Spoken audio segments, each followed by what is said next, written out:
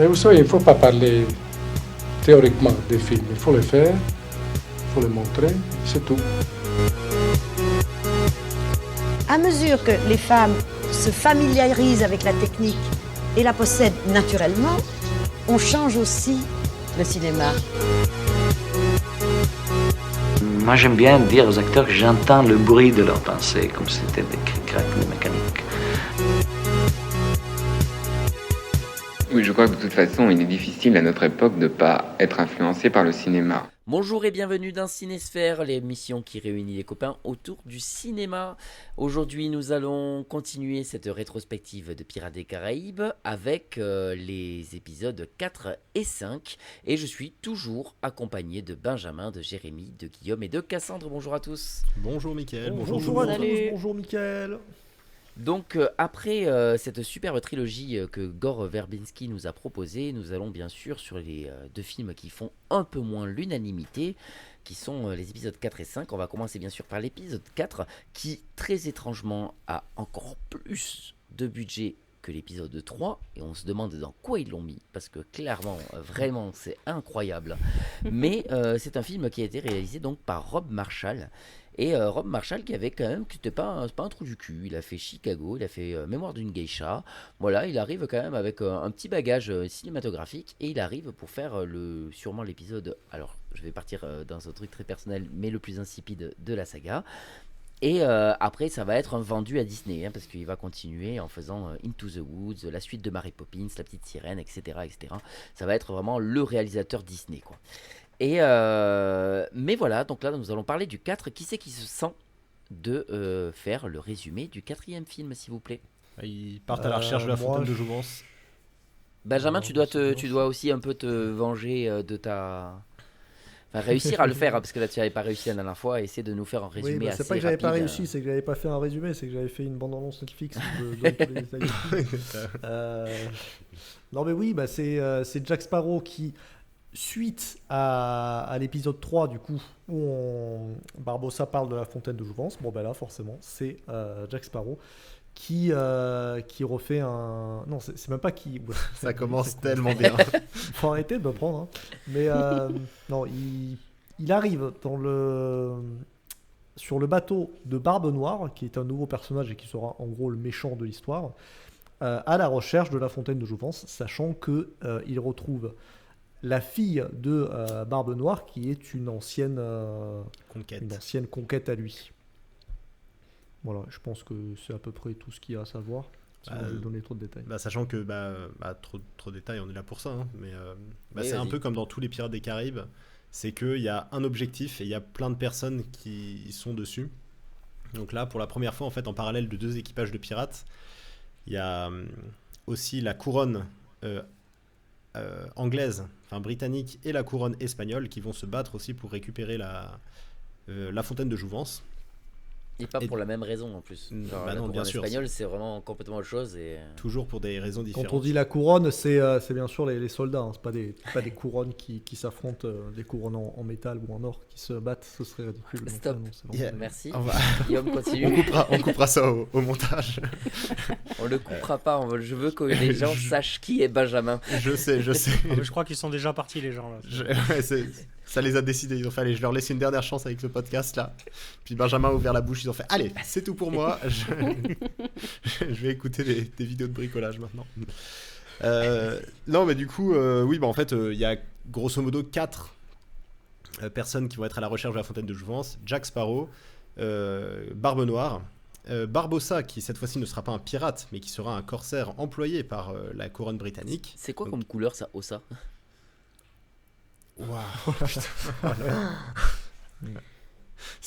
encore plus en forme que l'épisode précédent. C'est bien. Ah oui, là, c'est bien. C'est parce qu'on tourne bien évidemment le même jour. C'est faux. Du coup, les Espagnols aussi, la couronne espagnole. Et ça va être une course à la montre un peu entre chacun. Et comme d'habitude, il va y avoir des petits micmacs. Barbossa, lui, en fait, il s'en fout de la couronne. Il veut sa vengeance contre Barbe Noire qui lui a fait perdre une jambe lors d'un combat quand il a coulé, enfin pas vraiment coulé le perle, mais il l'a emprisonné dans une bouteille parce que c'est ce qu'il fait avec les navires qui détruit. Et Et voilà, grosso modo, comme d'habitude, ça va être que des micmacs entre pirates, entre corsaires, entre tout le monde. Finalement, il n'y a que les Espagnols qui, eux, seront là du début à la fin avec le même objectif, c'est-à-dire de détruire la fontaine de jouvence là où les autres veulent l'utiliser. Parce que pour eux, c'est un sacrilège et c'est une offense à Dieu de prodiguer la vie éternelle, etc. Et il y a des sirènes aussi dans le film. Voilà. Oui, bah alors d'ailleurs, Qui je s'appelle vais commencer un Non, peu à non. donner mon avis.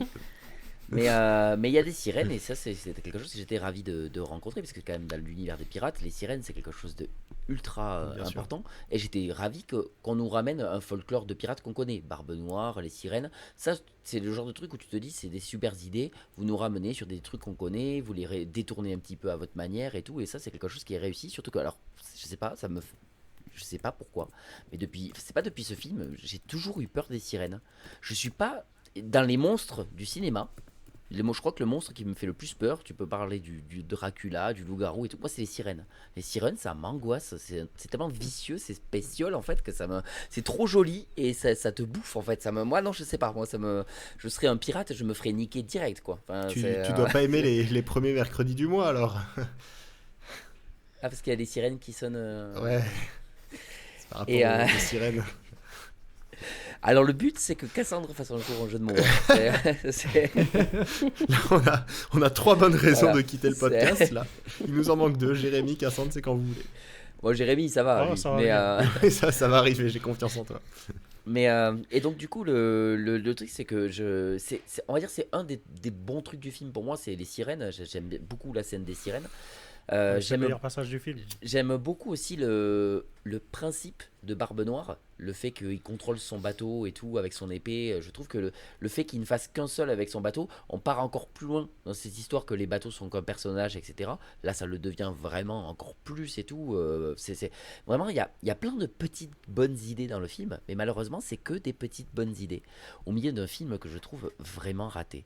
Et en fait, c'est un enchaînement surtout le début. C'est un enchaînement de trucs que je trouve stupides. Ce moment-là me saoule. Je trouve que la scène d'action où Sparrow se barre, elle est pas ouf. Comparée à toutes les autres scènes d'action, et même dans le 5 qui sont bien meilleures, je trouve que cette scène-là de course-poursuite, elle est vraiment pas ouf. Et en plus, il s'en sort parce que son père arrive dans une ruelle, tue le gars, et là tu fais, mais d'où tu sors? Et pourquoi, Voilà. comme par hasard, tu es là? C'est nul. Mais C'est ce dont je tellement- parlais là, dans le dernier c'est- podcast, et si donc, vous en souvenez. Ouais. je C'était je cette me scène-là. dis, mais oui, je m'en souviens que tu l'avais dit, ouais. Mais le truc, c'est que je me suis dit, mais vraiment, c'est pas. Attention, Le il est film, là c'est pour pas une la- prophétie. C'est vraiment, c'est Deus Ex Machina, quoi. Enfin, c'est le film. Ça m'a énervé pour ce côté-là. Vraiment, ça s'arrête pas. Je trouve que le fait qu'elle se fasse, même si elle explique un petit peu, on suivrait n'importe qui avec de l'argent, le fait qu'elle se fasse passer pour Jack Sparrow, Angelica, là, ça passe pas. T'es une meuf, t'as une voix de meuf, jamais ça marche en fait. Alors après, elle dit oui, mais avec un peu d'argent, les gens croiraient n'importe quoi. Oui, c'est facile, hein, je suis désolé. Je trouve que Du coup, toutes t'as les pas besoin du chorégraphies déguisement, quoi. sont. Je trouve que c'est raté. Enfin, oui, exactement. Du coup, à quoi ça sert qu'elle se déguise si avec de l'argent ça suffit? Enfin voilà, et je trouve que le film, en fait, il n'y a aucun enjeu qui ne marche. Je trouve que pendant tout le long, il y a tout ce qui se plante. Dès qu'ils essaient d'enlever un enjeu, ça se plante. Je trouve que esthétiquement, ils pètent pas la classe. Et vraiment, je me demande où est passé l'argent, quoi. Je me dis comment vous avez fait pour faire plus cher pour aucune scène réellement épique. Je trouve qu'il n'y a aucune scène qui pète la classe. Même dans le 5, le climax du 5 est largement meilleur que dans le 4. Dans le 4, il n'y a rien. C'est pas que c'est mal fait ou que c'est moche, c'est très joli, ça reste toujours très joli.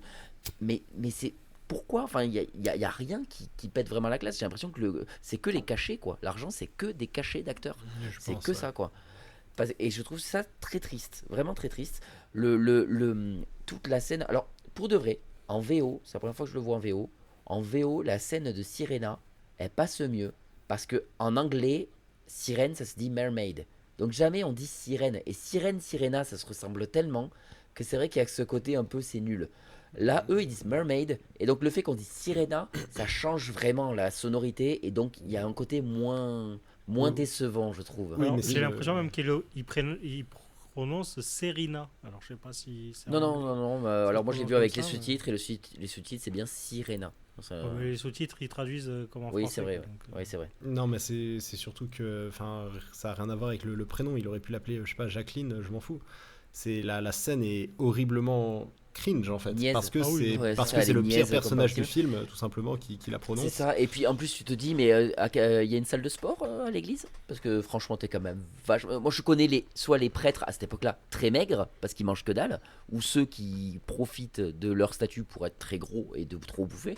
Mais des prêtres bodybuilders, j'en vois pas Non, mais souvent. surtout, Quoi. le mec, il est là juste pour avoir son histoire Bodybuilder, d'amour ça avec va. la... Hein, J'exagère, c'est pas Stallone non j'exagère, plus, hein. bien sûr. Mais bon, voilà, il est quand même, il est quand même Le bien gars est foutu, juste quoi. là pour avoir son histoire d'amour avec la sirène et puis il meurt, donc tu te dis mais il sert à C'est rien ça. en fait. Ouais, bah, c'est ça, et puis même la sirène, moi, ça m'a. Enfin, vraiment, c'est vraiment la sous-intrigue qui m'a un peu plombé le film, ça. Mais oui, même à la fin, à quel moment elle a pas. Enfin, comment tu fais pour apparaître dans cet autre monde en fait? Je passe par dessous Mais par c'est- là où elle est à ce moment-là, et elle apparaît dans un endroit qui est quasiment impossible. C'est un autre plan en fait. On peut dire c'est presque un autre plan à ce niveau-là. Tu n'es Ouais. même pas censé pouvoir rentrer dedans. Alors, ok, t'es un être magique, mais voilà, c'est pareil. Ça aussi, pour moi, c'est du Deus ex machina. Encore une fois, je veux dire, il y a trop de facilité de scénario du début à la fin. À côté de ça, je vais quand même sauver quelques trucs que j'aime dans le film. C'est pas un film détestable pour moi. Ça reste pour moi le haut du panier du film de divertissement. Je trouve que le niveau film de divertissement, on a fait bien pire. Au niveau de, j'aime bien l'idée que la fontaine de jouvence nécessite un sacrifice. J'ai jamais vu cette histoire-là. Pour moi, la fontaine de jouvence, c'est juste un truc, tu bois, tu deviens jeune. Là, l'idée que tu es obligé d'échanger un peu ta vie avec quelqu'un, ça en renforce une idée dramatique qui est Ouais. hyper intéressante, quoi. Ça, j'ai trouvé ça super bien, même si, encore une fois, le moment où, quand il propose les coupes, tu le vois venir à 1000% de ce qu'il est en train de faire. Mais bon, c'est pas grave. J'aime bien l'idée des bateaux en bouteille aussi. Ça, c'est touchant, surtout que c'est un truc qui suit jusqu'au 5e film. Et ça, c'est pas mal aussi. Le 5e a réussi quand même à faire le tour de force, à être une suite du 3 et du 4 en même temps, quand même. C'est quand même pas mal. Mais on en reparlera. Et ça, franchement, j'ai beaucoup aimé voilà, ce côté-là. Quelques trucs esthétiques qui donnent bien. Et après, le gros problème pour moi du film aussi, c'est les personnages. Je ne m'attache à personne. Là où on parlait justement de l'écriture des personnages qui est parfaite, même dès le premier film, c'est pas genre sur le... Bien sûr, il y a l'étendue des trois films qui fait que tu t'attaches de plus en plus, etc. Mais dès le premier film, t'es hyper investi avec chaque personnage. Là, il n'y a pas... J'ai l'impression que tous les personnages sont fonction. Tous les personnages sont des personnages de fonction. Même Barbossa, même tous, ils sont tous des personnages de fonction qui ont une utilité pour le scénario à un moment. Ils servent qu'à ça en fait. Il n'y a pas un seul moment où tu t'attaches réellement à eux. Et donc du coup c'est pour ça, alors moi je pense que là où à l'époque où j'aurais pu partir sur un 6 ou 7 parce que j'avais l'impression que c'était sympa, je pense que je pars sur un 5. Je le trouve pas détestable. Un gros 5 on va dire, parce que je m'ennuie pas non plus, je trouve ça toujours bien rythmé, je me suis pas ennuyé une seule seconde et je vais pas trouver le film long. Je reste quand même, je trouve que c'est quand même le haut panier du divertissement aujourd'hui.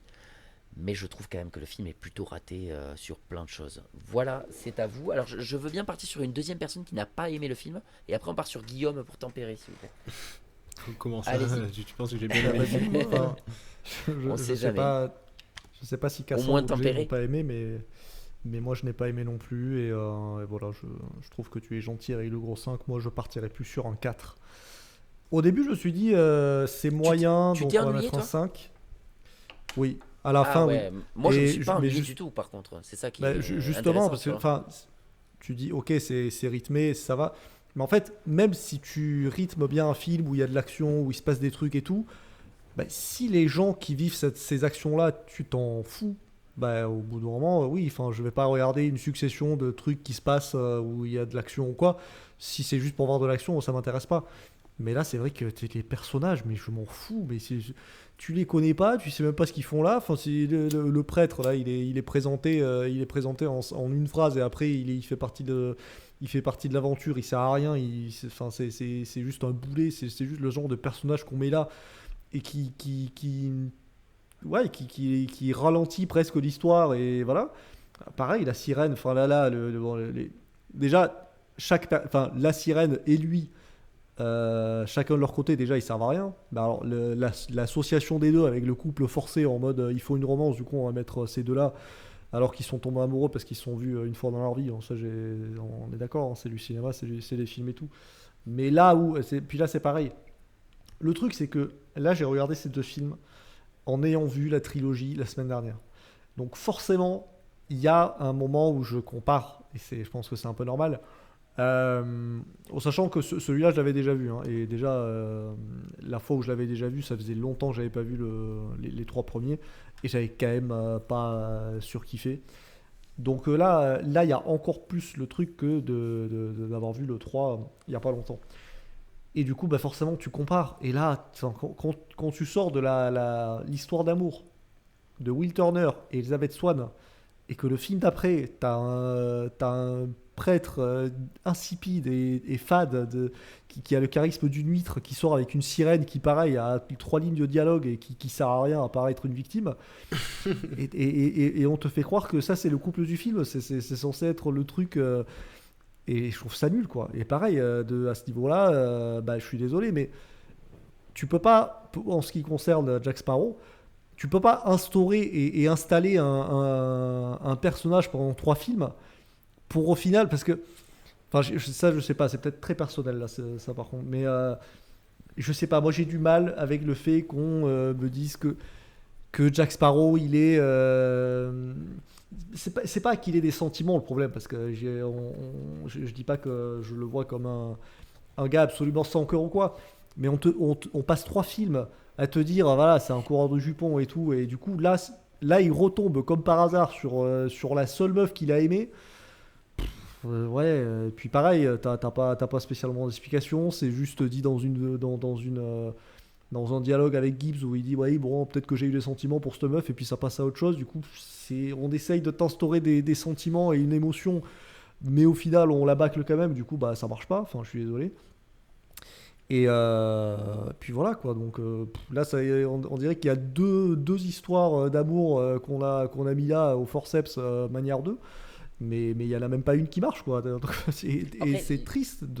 L'histoire d'amour avec Oui. Angelica elle est quand même bien différente. Là où tu as une histoire d'amour nulle et niaise d'un côté avec le prêtre, là elle est quand même, il y a quand même ce côté de je t'aime pas, tu vois, vraiment ce côté amour vache, etc., qui est pas tout long, qui est plus presque sujet à la comédie qu'autre chose. Et mais je c'est comprends, peut-être, c'est vrai que ça colle pas super c'est bien peut-être ça qui m'a gêné à aussi Jack un peu. Sparrow. Mais justement, c'est peut-être le côté comédie, parce que, encore une fois, c'est peut-être le problème, c'est que c'est pas traité. Parce que si tu me dis Jack Sparrow, il a eu une meuf qu'il a aimée et tout, et il a eu une vraie histoire d'amour, bah tu vois, si t'instaures des vraies blessures qui sont liées à ça et tout, tu vois, le fait qu'il ait souffert par rapport à cette rupture, ou je sais pas, tu vois. Je sais qu'on n'est pas non plus dans les feux de l'amour, mais un minimum. Et là, oui, le fait que bah, c'est censé être un peu la seule meuf, comme on te dit, qui l'a vraiment aimé, et au final bah plutôt que de t'instaurer une quelconque émotion, bah non, on va faire des blagues pendant tout le film, des blagues pas drôles en plus, pendant tout le film on va faire des blagues sur cette relation, et du coup ça sert à rien, quoi. Enfin, puis même à la fin, enfin, il y a plein de contradictions, le fait qu'il abandonne, alors que justement on passe tout le film à te dire que c'est ambigu, parce qu'au final bah, il a déjà aimé et tout, et au final il abandonne sur une île déserte. Ouais, enfin, je sais pas, j'y crois pas. Et de manière globale, bah, je me suis ennuyé vers la fin, parce que là où le premier, bah, j'ai fait une pause dans le film, et j'ai mis pause, et du coup j'ai vu le temps qui est resté, et j'ai vu qu'il restait 1 heure, et je me suis dit, ah, ça va peut-être être un peu long. Et en fait non, parce que la dernière heure du premier, c'est là où ça bouge le plus.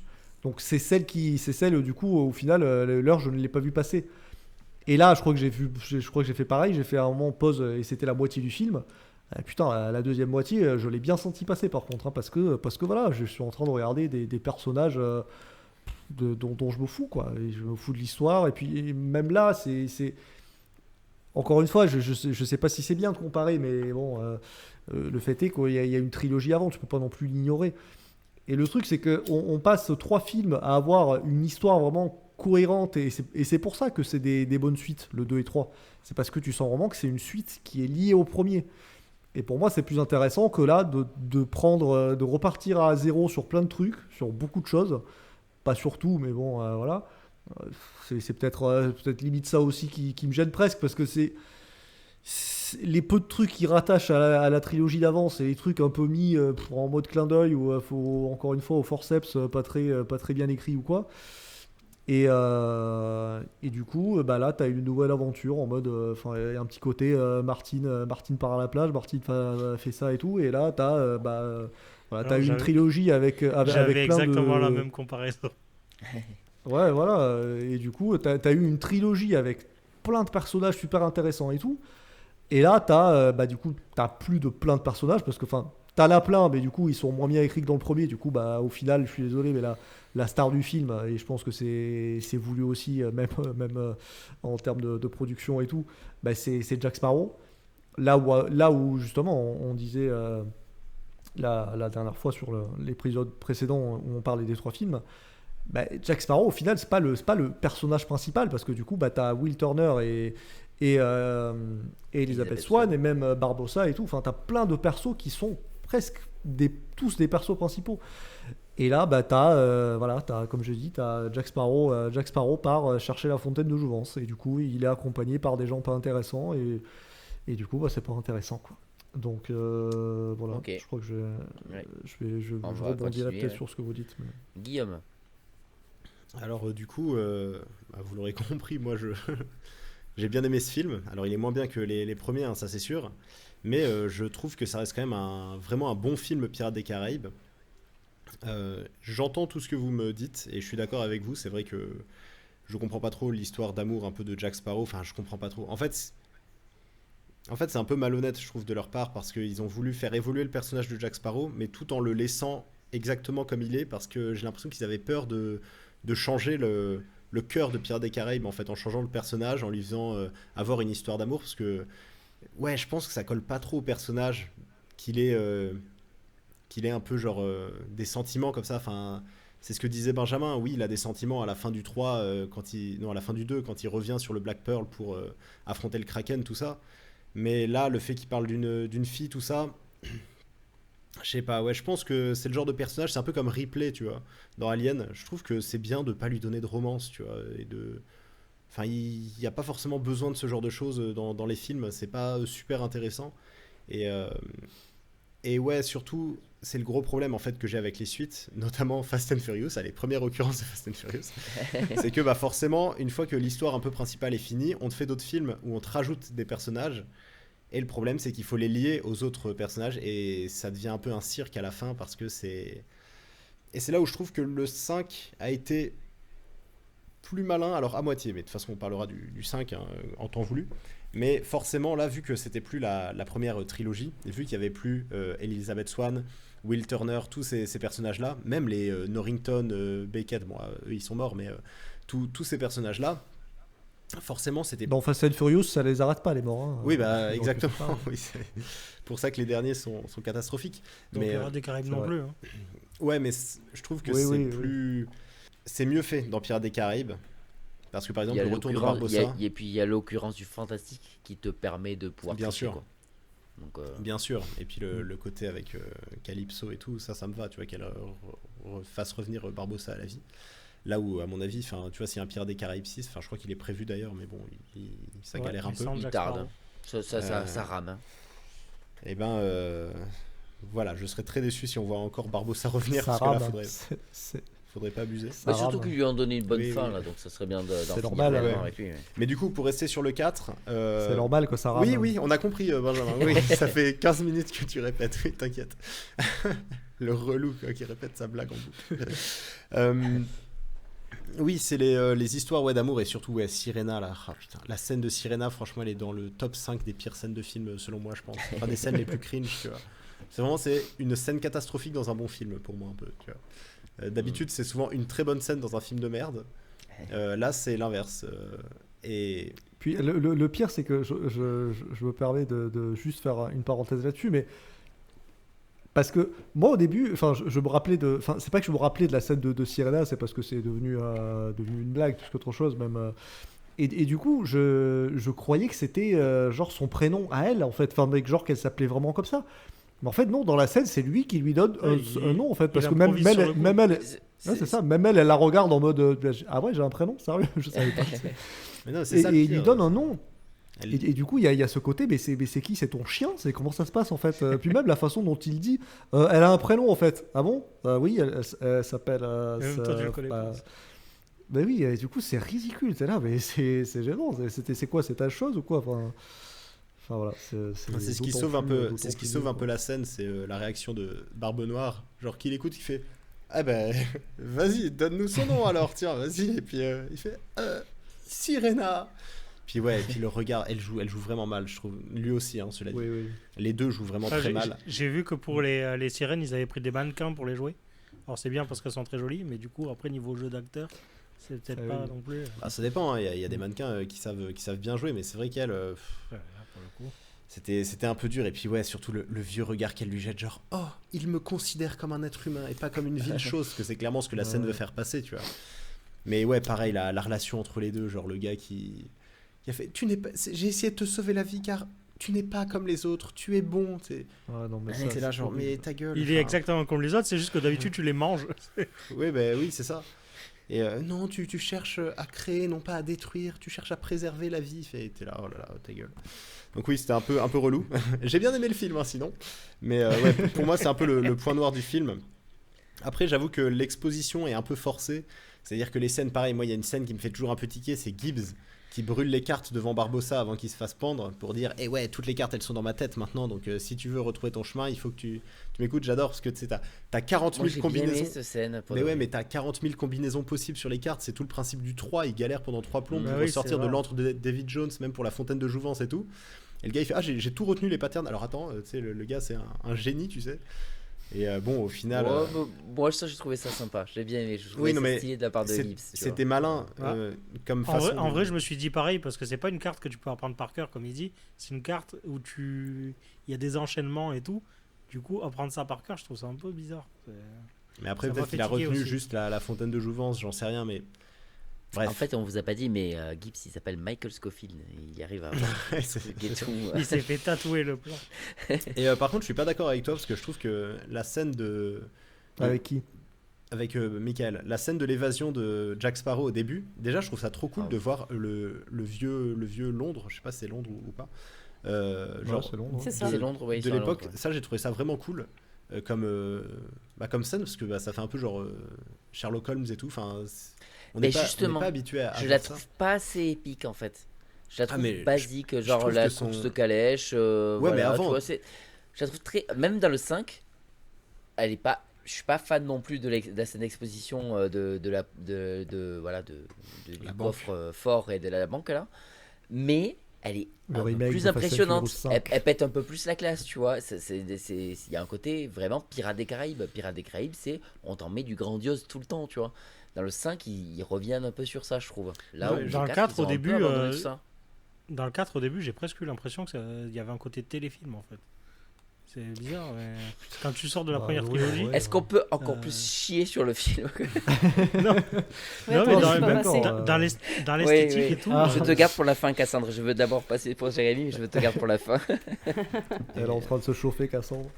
Et puis même, je suis d'accord qu'il y a moins d'action que dans les précédents, il est moins épique, et c'est vrai que le fait qu'il ait eu le plus gros budget, ça me fait un peu tiquer. Mais je trouve la scène d'évasion, surtout dans la pièce, au début, là où il set up tout le truc en mettant la serviette par terre, là, en bougeant la chaise avec le lustre, tout ça, enfin, j'ai bien aimé. Tu Et, vois que c'est pas totalement improvisé quand même ce qu'il fait, quoi. Ouais, bah, clairement Il est pas, ouais. réfléchi, ouais. Et puis même Barbossa, enfin c'est toujours bien pensé en fait les chorégraphies. Et Barbossa aussi, j'ai bien aimé ce côté le corsaire, genre le gars qui est prêt à tout pour atteindre son but et quitte à la fin bah, du coup à tuer Barbe Noire et à redevenir un pirate. C'est vraiment genre ce que ferait un pirate quoi. Il a un peu aucun honneur tu vois. Et il vend un peu son cul à la couronne pour. Je suis pour pas récupérer d'accord. le Je suis bateau. pas d'accord parce que c'est exactement ce qu'il propose dans le 3. Vas-y, on te donne une place pour que tu puisses. Voilà, et on disait, ouais, ben, les pirates, évidemment, tu leur proposes un truc comme ça, ils vont dire oui, quoi. Et dans le 3, on leur dit, ils disent, bah non, la Compagnie des Indes, on vous emmerde, et non, on va pas dire oui comme vous croyez, on va vous la foutre à l'envers, quoi. Ouais, mais Et c'était Barbossa, différent. là, qui dit réellement oui, là, tu fais, oh, Oui, mais sérieux Les- Bon, même si c'est à son propre intérêt, hein, tu as envie de dire, je suis pas sûr qu'un pirate accepterait. Dans le 3, vous avez dit que les pirates acceptent pas ça et qui diraient quand même, non, quand même, on Oui, va mais pas les- faire, cracher sur notre liberté de pirate pour aller commencer à vous suivre. Et là, ils le font. Enfin, tu fais- Mais non, c'est pas et ce en qu'il plus, fait. et même dans le 5, quand il devient. Enfin, je déborde un peu, mais que dans le 5, il a pris goût à l'aristocratie, ce mec. Dans le 5, quand il est riche et qu'il est en train de régner sur les mers, il a ce côté, voilà, j'ai mes propres musiciens, je suis aristocrate. Il a pris goût à l'aristocratie, mais alors, peut-être parce qu'il est plus vieux, pourquoi pas, faut peut-être accepter que Barbossa est vraiment différent de... Qu'il a vécu des années comme un fantôme clodo. Ouais, c'est ça. Sans Peut-être rien. peut-être que c'est juste qu'il commence à Moi, prendre pour goût le à coup, ça. ouais, ça- C'est juste ça. Ça m'a pas dérangé. Et justement, je me suis dit, bah, c'est bien qu'un personnage évolue et Ouais, change un peut-être, peu de la trilogie avant. Alors, c'est pas bien fait parce que c'est le 4 et 5, donc c'est pas aussi bien fait que dans le 3. Mais ça m'a pas dérangé. Pour le coup, là, je me suis dit, ouais, ça change, c'est pas mal. Même dans le 5, de le voir. Puis, même dans le côté un peu stylé et le concept du pirate qui s'anoblit un peu, je trouvais ça marrant, quoi. Mais voilà, ça casse pas trois pattes à un canard, mais bon, je trouvais ça sympa. Surtout, je trouve que déjà ça colle bien avec Barbossa, et surtout dans le 3, évidemment, ils vont pas s'allier avec eux parce que c'est pour donner le Hollandais volant à la Compagnie des Indes, c'est-à-dire perdre Oui, c'est vrai. toute la piraterie en fait. Oui, c'est Donc ça, là, il y a c'était d'autres, pas du tout dans son intérêt de les rejoindre là-bas, même s'ils étaient couverts d'argent et tout, parce que eux, ce qu'ils aiment avant tout, c'est la piraterie. Et je trouve que ce que fait Barbossa dans ce film, c'est très logique, parce qu'il est motivé par une seule chose, c'est la vengeance contre Barbe Noire. Et après que le Black Pearl a coulé, première chose qu'il fait, il veut juste sa vengeance. Donc il se sert, au contraire du gouvernement, pour devenir corsaire. Et une fois qu'il a sa vengeance, il prend la place de Barbe Noire et il déchire ses lettres de marque. Oui, c'est vrai, tu as raison. Oui. Donc pour moi, c'était vraiment une chose logique à faire, et c'est ce que j'ai bien aimé. Et tu vois que c'est toujours le même quand il parle à Jack Sparrow, etc. C'est juste qu'il a une perruque et qu'il se... Mais même comme il se comporte C'est vrai que dans le 3, les enjeux sont pas les mêmes, comme tu dis, donc ça s'explique. Bah ouais. Et même comme il se comporte avec ces hommes, genre les gars avec les perruques, là, les soldats un peu de la couronne, quand les sirènes coulent le bateau et ils font non, on les laisse, ils sont déjà morts. Ils font mais comment pouvez-vous dire ça? Enfin, c'est un pirate, tu vois, il le sait très bien. Et puis à la fin, il le braque et il fait moi j'entends personne. T'entends quelqu'un, toi? Il fait non, monsieur, juste les mouettes. Tu fais voilà. Et bah pareil, tu vois, il s'en fout un peu. Et la scène des sirènes, j'ai beaucoup aimé.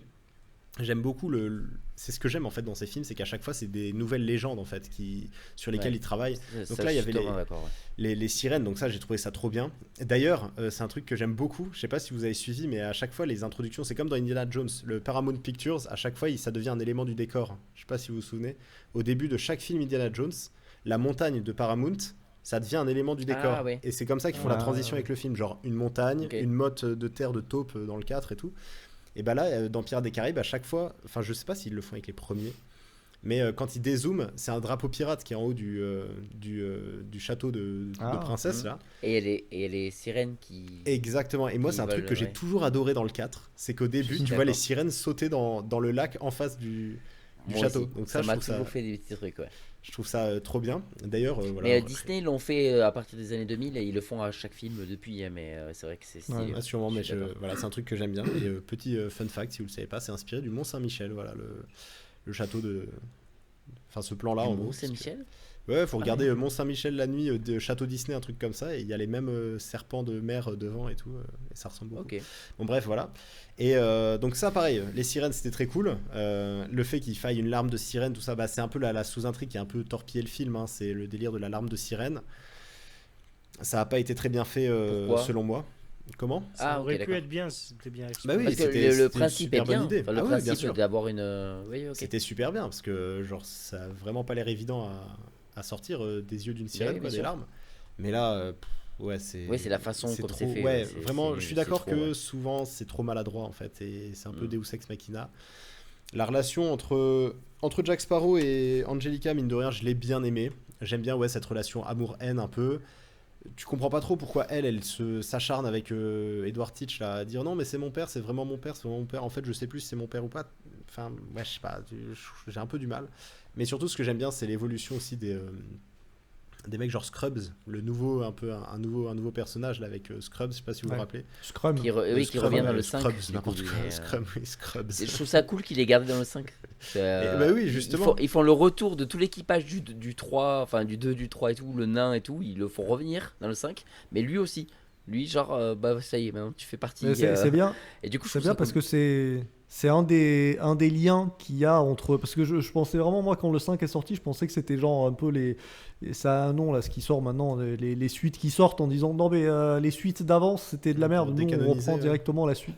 Les, Ouais, Legacy, c'est ça. les Legacy sequels. Ouais, c'est ça.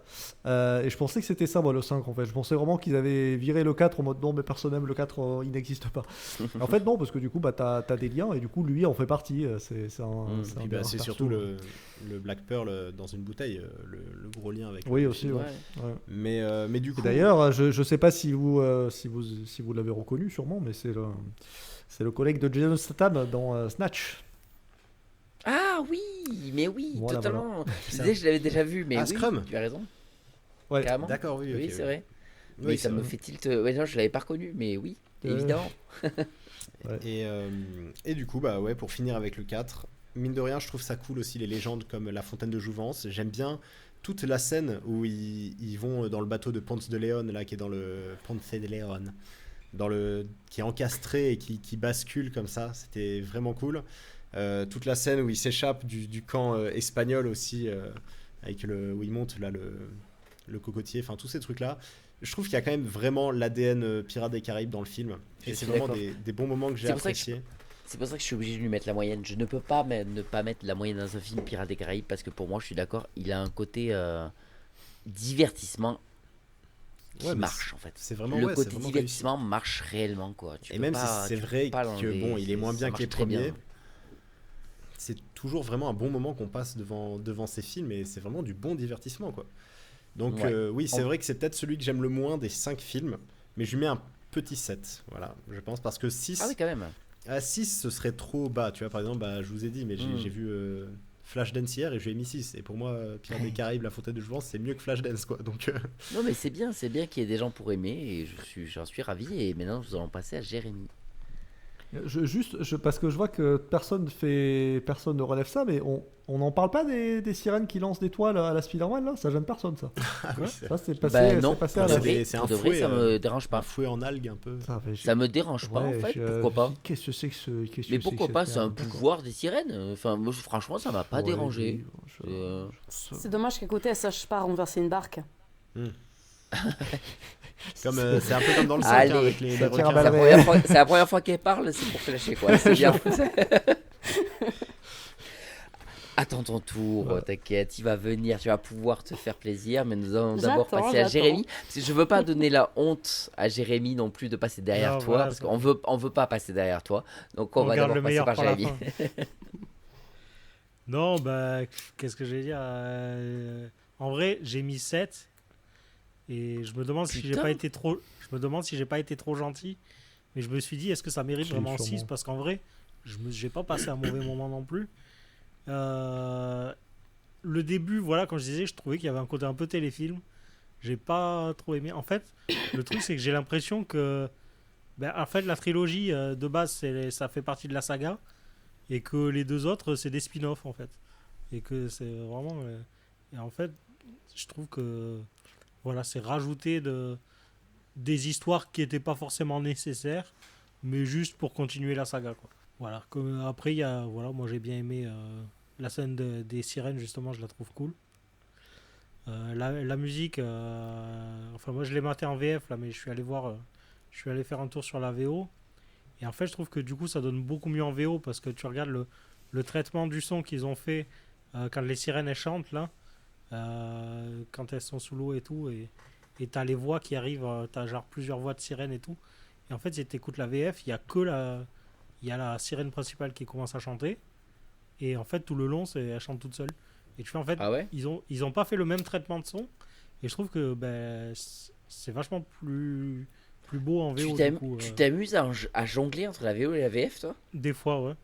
Ah ouais, ok. Parce que je suis curieux de. Tu vois. Et justement. Mais c'est bien, c'est très très bien. Mais ça va être sur le 4. Sur le 5, faudra que j'en reparle aussi de la VF. Mhm. Voilà. Mais en soi, voilà, j'ai pas passé un mauvais moment. Après, comparé à la première trilogie, voilà, ça.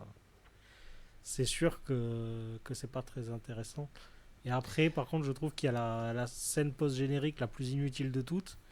Parce que, à la limite, dans les autres, elle servait toujours soit pour le prochain film, soit comme la scène avec le chien où c'était un peu rigolo. Là, c'était ni marrant. Oui, ça, en fait, tu sens qu'elle devait être dans le 5, mais oui, en fait, ça, elle le n'était pire. pas là. Parce que là, il y a une histoire, genre, elle récupère la poupée de Jack Sparrow, et tu dis, ah ouais, pour le prochain, ça va être un truc. Et en fait, non, elle revient même pas. Et du coup, ben, tu fais, mais elle sert à quoi cette scène post-générique, quoi? Elle est ni marrante, ni pertinente pour la suite. Je vois pas l'intérêt. Bah c'est clairement l'équivalent d'un cliffhanger, mais c'est un cliffhanger où t'as pas la suite. Ouais, c'est ça. Ça n'a aucun intérêt. On en merde. reparlera pour le 5. Je mais pareil, pense qu'à pour la le base- générique du 5, s'ils suivent pas ce qu'ils ont fait. Je pense qu'elle là, devait c'est être dans le chaud, 5, mais qu'il y a dû avoir un problème, genre elle a refusé, ou je sais pas. À mon Ils ont avis, eu moins de budget et c'est son mari qui a pris la place du coup. Oui, c'est vrai. Non, mais je pense qu'il y a un truc comme ça, parce qu'en vrai, ouais, c'est pas possible qu'ils installent ça et que ça serve à rien au final, quoi, c'est bizarre. Avant de passer à Cassandre, est-ce que Benjamin, tu peux aussi nous dire un peu de ce que tu as aimé dans le film? Est-ce qu'il y a des trucs que tu as trouvé sympas? Genre, parce que je t'ai vu, parce que nous, on se regarde en vidéo, nous, mais je t'ai vu quand même confirmer quand j'ai parlé de Barbe Noire et du fait qu'il contrôle son bateau, Oui. tout ça. J'ai eu l'impression Oui, que ça te ouais. plaisait, ça, quand même. Oui. Ça, c'est cool. Après, Alors oui, ça c'est en train de cool. me Par demander- contre, c'est quand même bien de la merde. Parce que, alors, numéro 1, ça. Numéro 2, ça. Ça c'est cool parce que évidemment dans les 3 premiers, bah, on te montre qu'il y a du fantastique dans Pirates des Caraïbes dès le premier. Voilà, il n'y a pas cette question là. Donc déjà de base t'as pas ce truc de dire ouais, non mais c'est pas possible et tout. Là le mec dirige son bateau et tout. C'est juste que je me suis dit à quel point ses pouvoirs à ce mec sont limités. Parce qu'il contrôle quand même son bateau. J'ai l'impression qu'à un moment il y a un autre bateau qui n'est pas à lui et il le contrôle aussi d'après ce que j'ai compris. Il ressuscite les morts, il met des bateaux en bouteille, il fait des trucs voodoo sur des poupées. C'est quoi? Parce que à la limite Calypso, on t'explique à la fin que c'est une déesse en fait. Donc bon, t'as aucun souci à te dire oui bah en fait elle a des pouvoirs de ouf, c'est normal, c'est une déesse. Lui c'est un mec qui est un pirate mais qui a des pouvoirs et on dirait qu'il a des Alors pouvoirs c'est de le tout chapeau et qui est n'importe magique, quoi. je crois. Parce que quand Barbossa le prend à la fin, Non, ou c'est l'épée. Non, c'est l'épée, c'est l'épée. Oui, c'est Mais l'épée. c'est l'épée. juste pour le contrôle du bateau. Non, mais Mais- c'est juste le contrôle du bateau, ça. Ça n'a rien à Ouais. voir avec le vaudou, les machins et tout. Le contrôle du bateau se fait avec l'épée, c'est tout. Oui, voilà. Mais Ok. du coup, c'est pour ça que Barbossa a le pouvoir. Mais du coup, les autres pouvoirs, il les a d'où? C'est ça aussi. Ce sur quoi aussi je voulais rebondir à mon tour, n'est-ce pas? C'est aussi parler de Barbe Noire et du Queen Anne's Revenge. Parce que, bah, un peu comme dans ces films-là, par exemple, je sais pas, par hasard, hein, dans les Fast and Furious, ça va toujours être un nouveau mec avec une nouvelle voiture, avec une Je le nouveauté, tu vois. supporte plus. Là, non mais désolé, mais, Benjamin, un mot sur Jim Carrey? on n'a pas parlé de Karim Debache pour l'instant. Bah, Euh, c'est dommage qu'il soit pas dans le 4 et le 5 toujours, mais tant pis.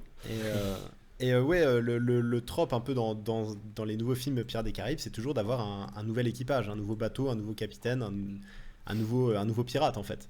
Et je trouve que c'est assez réussi avec le Queen Anne's Revenge. Je trouve qu'il y a vraiment des bonnes idées. Barbe Noire déjà, il est vraiment stylé.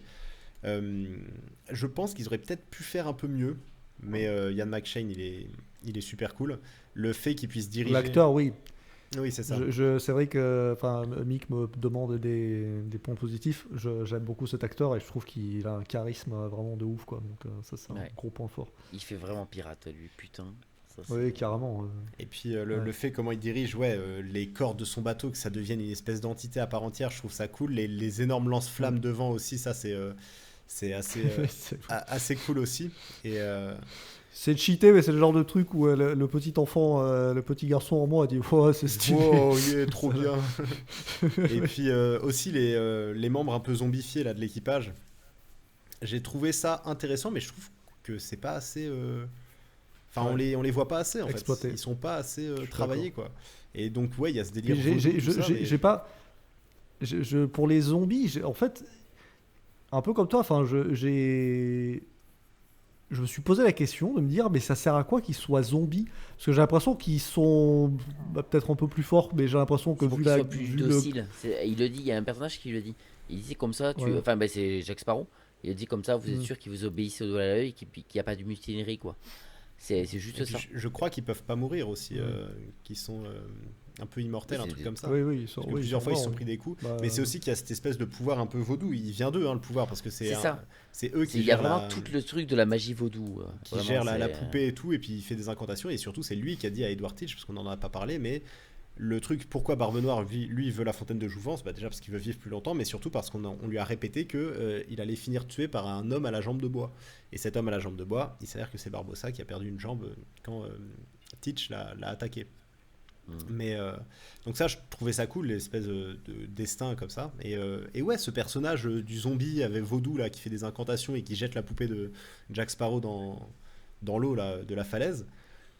Je trouve ça cool, mais ouais, c'est un peu, enfin, ouais, c'est ça, c'est que j'ai l'impression que le film a vraiment des très bonnes idées, mais il va pas au bout de chacune d'entre elles en fait. Donc c'est peut-être pour ça aussi qu'il est un peu derrière et que ça manque un peu d'action et peut-être parfois un peu de rythme, même si je trouve que le rythme est franchement correct. Il y a peut-être quelques moments où ça manque. Ouais, il y a des moments où je me suis ennuyé un petit peu, mais globalement, en vrai, ça va. Voilà, mais je trouve en soi que c'est un bon film et il fait... Ouais, c'est juste que c'est une suite un peu forcée au troisième, quoi, et à la trilogie, quoi. Cassandre. Ouais, du coup, effectivement, le pire pour la fin, parce que moi, je le noterais 3. Donc, Je peux lui faire pareil qu'elle, je crois, hein, parce que ça m'a énervé d'en parler, là. J'avoue que le visionnage de ce film est une forme de frustration constante pour moi, en fait. À la fois pour les bonnes idées, dont le potentiel est pour moi pratiquement systématiquement gâché, donc ça me frustre. Pour l'exploitation des personnages, qui me frustre. Enfin bref, forcément, je finis d'un film en ayant vécu une frustration constante, je suis énervée, donc j'ai pas envie de noter bien. donc voilà, un pur ressenti, j'admets. Mais ouais, après, justement, je suis d'accord avec vous sur le fait qu'il y a des très bonnes idées dans ce film. Mais c'est presque pire, en fait, parce que je me dis, vous aviez ça entre les mains et c'est comme ça que vous l'utilisez. Genre, le bateau de Barbe Noire. En termes, comme on parlait des navires, justement, personnages, là, bah, il est génial, le navire de Barbe Noire. Vraiment, quand il arrive et qu'il s'en sert, qu'il y a toutes les cordes, les trucs qui bougent en même temps, enfin, tu te dis, waouh, le personnage de Barbe Noire, iconisé à la première seconde de son arrivée. Et la dernière fois qu'il le sera dans le film. Donc, pour moi, enfin, qu'il le sera vraiment, parce que, je veux dire, t'as un navire comme ça entre les mains et tu le gardes sur le rivage pour passer tout le reste du film ailleurs. Mais, surtout qu'en plus... moi, il y a des scènes, j'avoue que j'aurais rêvé de les voir. Genre, par exemple, la scène où Barbossa, il s'est fait prendre le Black Pearl et où il a perdu sa jambe de bois. Il n'y a pas un plaisir un peu enfantin, un plaisir un peu de se dire le Black Pearl vs le navire de Barbe Noire? Enfin, ça aurait pas été un kiff total de voir une bataille navale de ce niveau et jamais on voit une bataille navale avec ce navire. Pourquoi? Est-ce qu'on voit une seule tragique. bataille navale dans le film, surtout? Non, on n'en voit pas. Tragique. Non, mais le film est vraiment en deçà au niveau des scènes d'action, c'est fou. Et c'est ça, et c'est un des trucs, c'est un des rares souvenirs que j'avais du film, c'est ça justement, c'est ce souvenir de films sur les pirates, où tu vois des gens, pendant le 3/4 du film, marcher dans les bois. Et c'est littéralement ça, ils sont au début sur l'eau, après dès qu'ils arrivent sur Terre, c'est le 3/4 du film, et ils vont d'un point A à un point B en se baladant sur une île, enfin...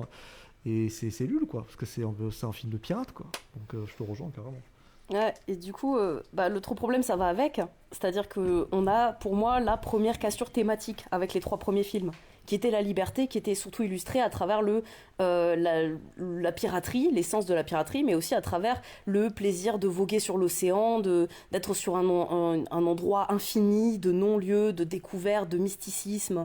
Et tout ça, ça n'était allé qu'en grandissant dans la trilogie. Et là, on a pour moi une brisure thématique à tous les niveaux, parce que non seulement ce n'est plus du tout le sujet, cet enjeu-là, en fait, il n'y est pas dans ce film, mais en plus, même le personnage de Jack, qui pour moi était l'incarnation en termes de personnage de cet esprit de liberté, passe tout le film en captivité. Enfin, vraiment, encore une fois. Genre, Jack, il peut être en captivité tout un film, je comprends, et que le film a voulu instaurer qu'il avait ses propres raisons d'un peu se laisser faire. Qu'il avait son idée de rejoindre... Mais quand même, je veux dire, moi ça m'a fait un petit peu mal au cœur de me dire que tout le film il est un petit peu avec une épée de Damoclès sous la gorge, et si c'est si c'est pour avoir la fontaine de jouvence, moi je vois très bien Jack l'obtenir par son côté chanceux randomly habituel, et Donc j'aurais bien aimé qu'il y ait, je sais pas, des tentatives d'évasion, qu'il y ait plus de choses de cet ordre, plutôt qu'ils les suivent gentiment, et qui pour moi ne correspond pas des masses au personnage. Et si c'est par attachement pour Angelica, bah, le problème que j'ai avec cette histoire d'amour, parce que Jack, il aurait pu pour moi effectivement avoir une histoire d'amour, pourquoi pas. Ça va pas énormément avec le personnage, parce que l'esprit de liberté, tout ça, donc l'amour est plutôt défini comme une entrave supplémentaire, une entrave à laquelle il échappe aussi bien que toutes les autres, hein. Donc qu'elle soit relationnelle ou qu'elle soit, enfin voilà, comme je disais, avec la déesse, l'océan, qui même l'océan ne l'a pas capturé. Donc c'est vrai que l'histoire d'amour, il fallait quelque chose de béton derrière, quoi. Mais justement, il l'a fui cette histoire, parce que même à la fin, même s'il l'aime, il l'abandonne sur une île. Donc, oui. Même s'il l'aime, il sait que ça sera une prison s'il est avec. Donc d'un côté, il évite quand même cette relation. Certes, mais j'ai déjà un problème avec le fait qu'il l'aime, en fait, parce que pour moi, le personnage d'Angelica est pas assez réussi pour ça. Et notamment parce que, en fait, elle est un peu victimisée tout le film. Parce que, on va pas se le mentir, c'est que, pour moi, Barbe Noire, il est super classe, mais la relation paternelle, on n'y croit jamais. Je veux dire, il fait tellement salaud dès le début, et en plus, Jack a tendance à en rajouter une couche plusieurs fois dans le film. Donc en fait, les bons sentiments d'Angelica, qui auraient pu être une forme de noblesse, comme on le retrouve chez Will, comme on le retrouve chez d'autres personnages, ça devient de la victimisation, ça devient de la niaiserie. Parce qu'ils sont tournés vers son père, qui l'utilise clairement depuis le début du film. Et qu'en plus, ils introduisent que sa relation avec Jack, elle s'est fait utiliser au même titre, alors que c'était une petite grenouille de bénitier sortie du couvent, et que, oh mon Dieu, il lui a volé sa vertu. Donc, je veux dire, si t'introduis un personnage comme ça, et qu'après, elle est en mode « Je vais sauver mon père parce que je l'ai retrouvé, qui m'aime !» Meuf, ton rôle dans le film, là, t'as pas été gâté, hein. Donc, et puis je me permets de juste revenir sur le père, justement, mais la notion, encore, si Barbe Noire, il y a des moments où on te montre qu'il aime sa fille. Ça, tu te dis, t'y crois. Mais genre, il y a carrément une scène qui est faite, où la scène entière, qui est d'ailleurs trop longue, je trouve. Avec les pistolets. On te montre que ce mec est prêt à buter sa fille, mais sans aucun remords. Et après ça, t'es censé croire qu'il y a ne serait-ce qu'une once d'amour. Alors, il y a une vieille vanne pourrie après qui dit, mais tu savais lequel était chargé, hein. Oui. Mais c'est. Enfin, victime d'un pervers narcissique, vraiment, c'est. Ouais, mais c'est ça. Mais pour de vrai, je le vois comme ça, moi. Et pour de vrai, je le vois que là, il n'y a jamais on essaie de nous faire croire en tant que spectateur qu'il puisse y avoir du bon en lui. Jamais on essaie de faire croire à n'importe quel autre personnage. Il n'y a que elle. Oui, mais c'est ce je pense qu'elle a compris que c'était une grosse merde de son père. Mais comme c'est son père, elle veut bien accepter. Elle veut bien accepter de se sacrifier, elle veut bien accepter. À la fin, il n'hésite pas une seconde à la buter pour se sauver à lui. C'est ça. Et après, elle est en mode, t'as tué mon père. Il t'a sauvé la vie, quoi. Dans la vraie vie, j'en connais des gens comme ça, qui acceptent des choses horribles de leurs parents, mais parce que c'est leurs parents. Ça te fait dire. Ouais, mais c'est ce que dit Cassandre. Elle nie pas ça, Cassandre. Enfin, de ce que j'ai compris. Surtout qu'elle dit que le personnage d'Angelica, c'est une giga victime, en fait. Et que c'est pas. C'est un personnage très intéressant, ouais. C'est pour ça que je peux pas imaginer que Jack puisse tomber amoureux d'Angelica. Angelica, en fait, elle n'est pas suffisamment construite pour être un personnage, en fait, pour moi, qui pourrait intéresser Jack, parce qu'elle est victimisée. En tout cas, le film nous le présente trop sous cet angle. C'est ce qui définit pour moi le plus le personnage d'Angelica dans son relationnel constant dans le film. Et c'est pour ça que je dis que ses bons sentiments auraient pu en faire un personnage cool. Parce qu'effectivement, le côté amour-haine avec Jack, on s'imagine pas autre chose de toute façon pour une histoire d'amour avec Jack. Il y a forcément de l'amour-haine avec lui, hein. On l'a vu avec Elisabeth, et au vu du tempérament du personnage, ça paraît plutôt logique. Mais cet amour-haine, en fait, il est plutôt tourné à la dérision, parce que ce qui est central dans le personnage d'Angelica, c'est avant tout son père. Et le fait et c'est visible pour tout le monde, qu'elle est utilisée. Du coup, en fait, ça en fait un personnage qui est influençable, qui est naïf, et qui, du coup, en fait, pour moi, n'a pas la trempe d'un personnage qui pourrait, en fait, justement, changer Jack, qui pourrait créer, en fait, un élan d'attachement chez un personnage comme Jack. Et c'est en ça que l'histoire d'amour, pour moi, c'est faisable, mais certainement pas avec un personnage comme Angelica. Et ce qui est dommage, parce qu'en vrai, j'ai pas de problème avec l'actrice, j'avais pas de problème avec le chara-design, j'avais pas de problème avec le côté fit Barbe Noire stylé, surtout quand on voit Barbe Noire, mais c'est encore une fois du potentiel gâché, et qui a pas été suffisamment bien pensé sur le long terme. Et puis, donc voilà, déjà à ce niveau-là, l'histoire d'amour pour moi fonctionne pas. Bon, le prêtre et la sirène, vous avez suffisamment fait le tour dessus, je vous rejoins complètement, sans intérêt mais total, et en fait, c'est ça aussi qui rejoint le fait que les personnages, pour moi, c'est pour ça que je le note mal, en fait, parce que les personnages, c'est vraiment important pour moi. Je trouve qu'un film qui a loupé son scénario s'il a des très bons personnages, tu peux vraiment avoir un intérêt à les suivre et à savoir ce qui leur arrive, même si le reste perd un peu de son sens à des moments. Et je trouvais que c'était une grosse force de Pirates des Caraïbes d'avoir réussi ces personnages, de réussir à les introduire, à définir leurs valeurs, leurs enjeux, et à les enrichir à travers des confrontations mutuelles, justement en opposant ces valeurs. Et pour moi, il n'y a rien de tout ça dans Pirates des Caraïbes 4. Les personnages vont même des fois un petit peu s'éloigner de la façon dont on les a définis jusqu'à maintenant. Que ce soit Jack, dans le fait qu'il soit amoureux d'Angelica, ou le fait qu'il se laisse docilement en captivité tout le film, que ce soit le personnage de Gibbs aussi, qui était un personnage débonnaire, mais qui était caractérisé quand même par le fait qu'il avait une foi assez absolue en Jack. Donc oui, quand il faut sauver sa peau, il faut sauver sa peau, mais quand même, c'était celui qui avait toujours un certain enthousiasme à obéir à Jack, même quand ça n'a pas toujours beaucoup de sens ou que ça n'a pas l'air d'être réfuté comme plan. Mais et du coup là, on l'introduit, il y a Jack qui va jusqu'à Londres pour essayer de le sauver. Gibbs lui dit attention, tu peux tomber avec moi, ça pas de souci, dans le contexte pourquoi pas. Mais après, en fait, Gibbs, ça devient un personnage qui, après ça, va encore plus trahir Jack. Enfin, pour moi, je retrouve pas le Gibbs. Je sais que c'est un personnage secondaire, mais pour moi, il y a des fausses notes, en fait, dans le personnage. Et dans ce 4e volet. Et je trouve que des fausses notes, il y en a par-ci par-là dans l'écriture des personnages, en tout cas ceux qu'on connaissait. Et alors, Barbossa, pas de problème. Ça, pour le coup, j'ai pas vraiment noté ça du côté de Barbossa. Effectivement, pour moi, ça se tient plutôt. Le fait qu'il rejoint les corsaires pour avoir plus de moyens pour atteindre son objectif. Et le fait qu'il ait une vengeance à mener. Mais ouais, il y a trop d'éléments. L'histoire d'amour avec la sirène et le prêtre, ça n'a aucun intérêt dans le récit. Ça n'apporte rien, ni en termes de rythme, ni en termes d'émotion. Elle est pas très réussie, cette histoire d'amour. Les plans, ils sont tous plus farfelus les uns que les autres. Enfin, je veux dire, Angelica, au début, qui se fait passer pour un homme. Ok, disons que j'accepte que ça marche, qu'on la prenne vraiment pour Jack Sparrow.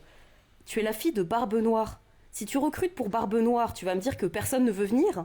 T'avais besoin d'usurper le nom de Jack ? Enfin, du coup, pour moi, ça fait la fausse excuse pour que Jack se mêle à l'histoire et pour qu'il se retrouve. Mais c'est grossier, parce que le plan tient pas la route 2 secondes. Tu dis que t'es la fille de Barbe Noire et que tu recrutes pour Barbe Noire, il y aurait eu des clampins pour venir. Hein. Donc, et pour moi, en fait, les plans sont un peu de cet ordre. Même le plan pour la sirène. Enfin, ok, elle pleure pas parce que c'est une dure à cuire. Et le plan de Barbe Noire, c'est qu'après, il va prendre le prêtre et il va faire croire qu'il est mort, mais en fait, il est pas mort parce qu'elle va pleurer de joie. Le plan pété. Oh là là, mais comment il s'est dit que ça marcherait cette histoire ? En plus, c'est vrai que Barbe Noire, c'est un cœur tendre, hein, la larme de joie de la sirène, content de retrouver son aimé. On le voit bien partir sur ça, lui, tiens. Donc ouais, encore une fois, c'est quoi ce plan ? Il faut montrer plus souvent des films nuls à Cassandre, hein, c'est assez drôle. Hein. Ça me fait beaucoup rire de l'entendre s'énerver. Oui, c'est vrai que vous m'avez pas vu m'énerver souvent jusqu'à maintenant. Mais ouais, moi, Barbe Noire, je l'aurais vu l'écailler petit à petit pour arriver à l'obtenir. Ça, c'est l'arme, c'est l'arme. Pas faire ça, quoi. Ça, c'est mignon, c'est gentillet. Et surtout, ça marche pas. Ça, c'est pas censé marcher. Là, ça a marché parce que le scénario est gentil. Et heureusement que le scénario est gentil avec eux tout le temps. Tu as utilisé exactement. T'as raison, Jérémy. C'est exactement ce que j'allais dire. Le film est mignon et gentil. Je voulais attendre par rapport au 5. Parce que le 5 se permet des choses qui se permettaient pas dans le 4.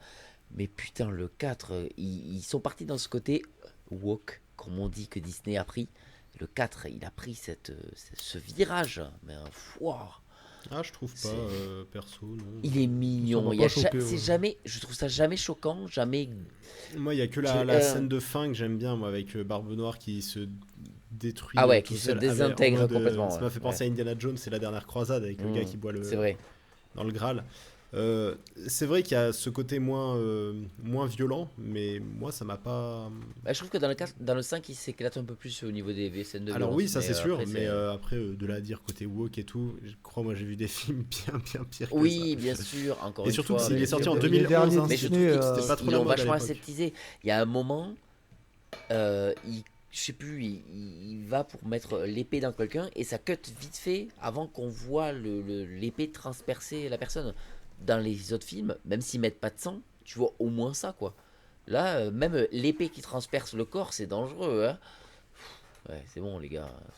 Vous avez montré bien pire dans les films d'avant. Pourquoi vous faites pas ça maintenant ? Enfin, bref, je te laisse reprendre. En même temps, dans les films d'avant, c'était pas non plus. Un peu. T'avais des trucs un peu hardcore. Au moins psychologiquement, c'était violent quand même. Il y avait un truc. Hein.